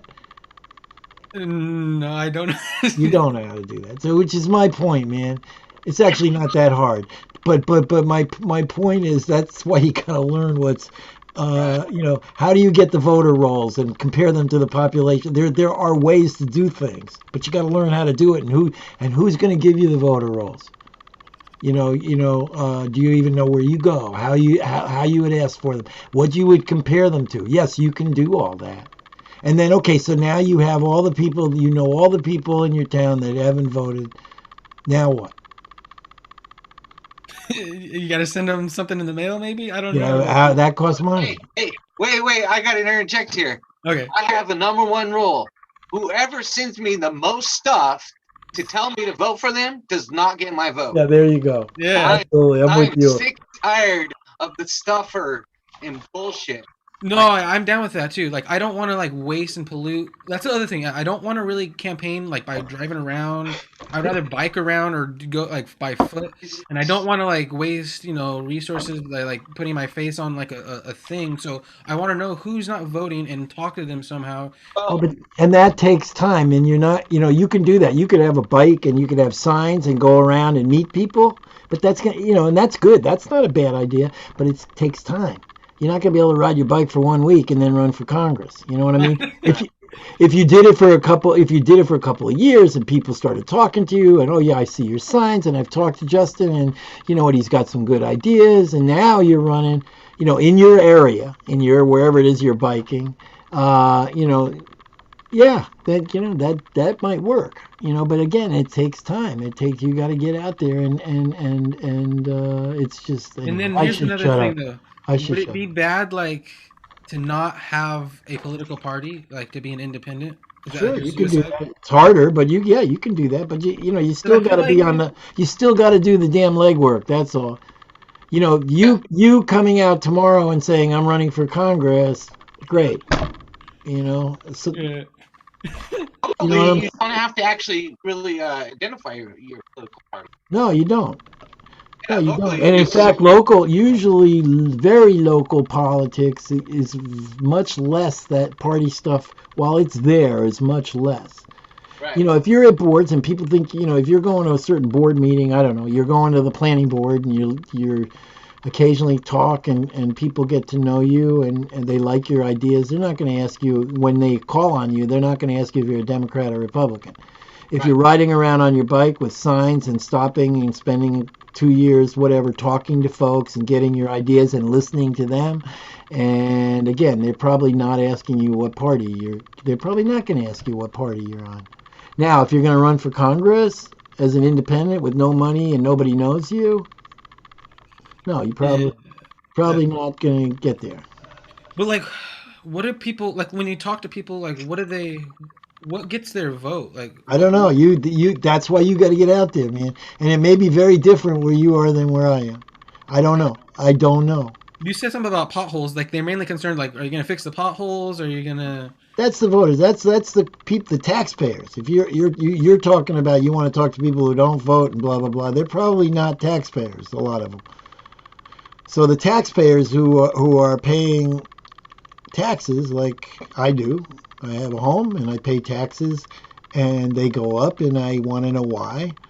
And I want to know why they're going up, and they haven't fixed the state road that goes by my road. So that would be, if I'm trying to get somewhere and the climate change is raising the ocean, so during storms we're cut off from getting to certain places. Why isn't the town, what are they doing with my money? Maybe they're spending it in an area, just me, that I think maybe they should be spending money over here and not over there. Now that's a political opinion. You know, as a taxpayer, I go to the town meetings. You know, I voice my opinion. But if you're trying to get the non-voter, you know, the non-voters, most of them tend to not be taxpayers. You know, which is not mean they're means that they have other concerns. People who rent, who aren't taxpayers, who rent, who can't find enough housing, who there's homeless issues. There's a whole other approach, and I work with the homeless also, by the way. But there's that's a whole other constituency. Yeah. They have a whole other set of problems, and they probably don't give a shit about whether there's a pothole or not. You know, they're trying to figure out where they're going to sleep and eat. You know. And So- that's a whole other group. And you can get involved with those groups too. I'm sure there are wonderful groups that are doing advocacy for housing, for, you know, for homeless, for all kinds of things in your, you know, you have a city of 180,000 people. I'm absolutely sure you have groups that are doing that. And that's a place where you could start to get involved too. And people get to know you and say, you know, hey, he's doing good stuff here. And he's putting, you know, he's volunteering, or he's doing this, you know, or helping a kitchen cook, you know, food for whatever, you know. Jeff, are you going to interject? Yeah, I'm just gonna say I'm gonna bounce out. Yeah, I should bounce out too. I'm talking too much. All right. Well, real quick, Justin, did you have long hair when you ran for mayor or no? I did. I put it in a ponytail, but I did.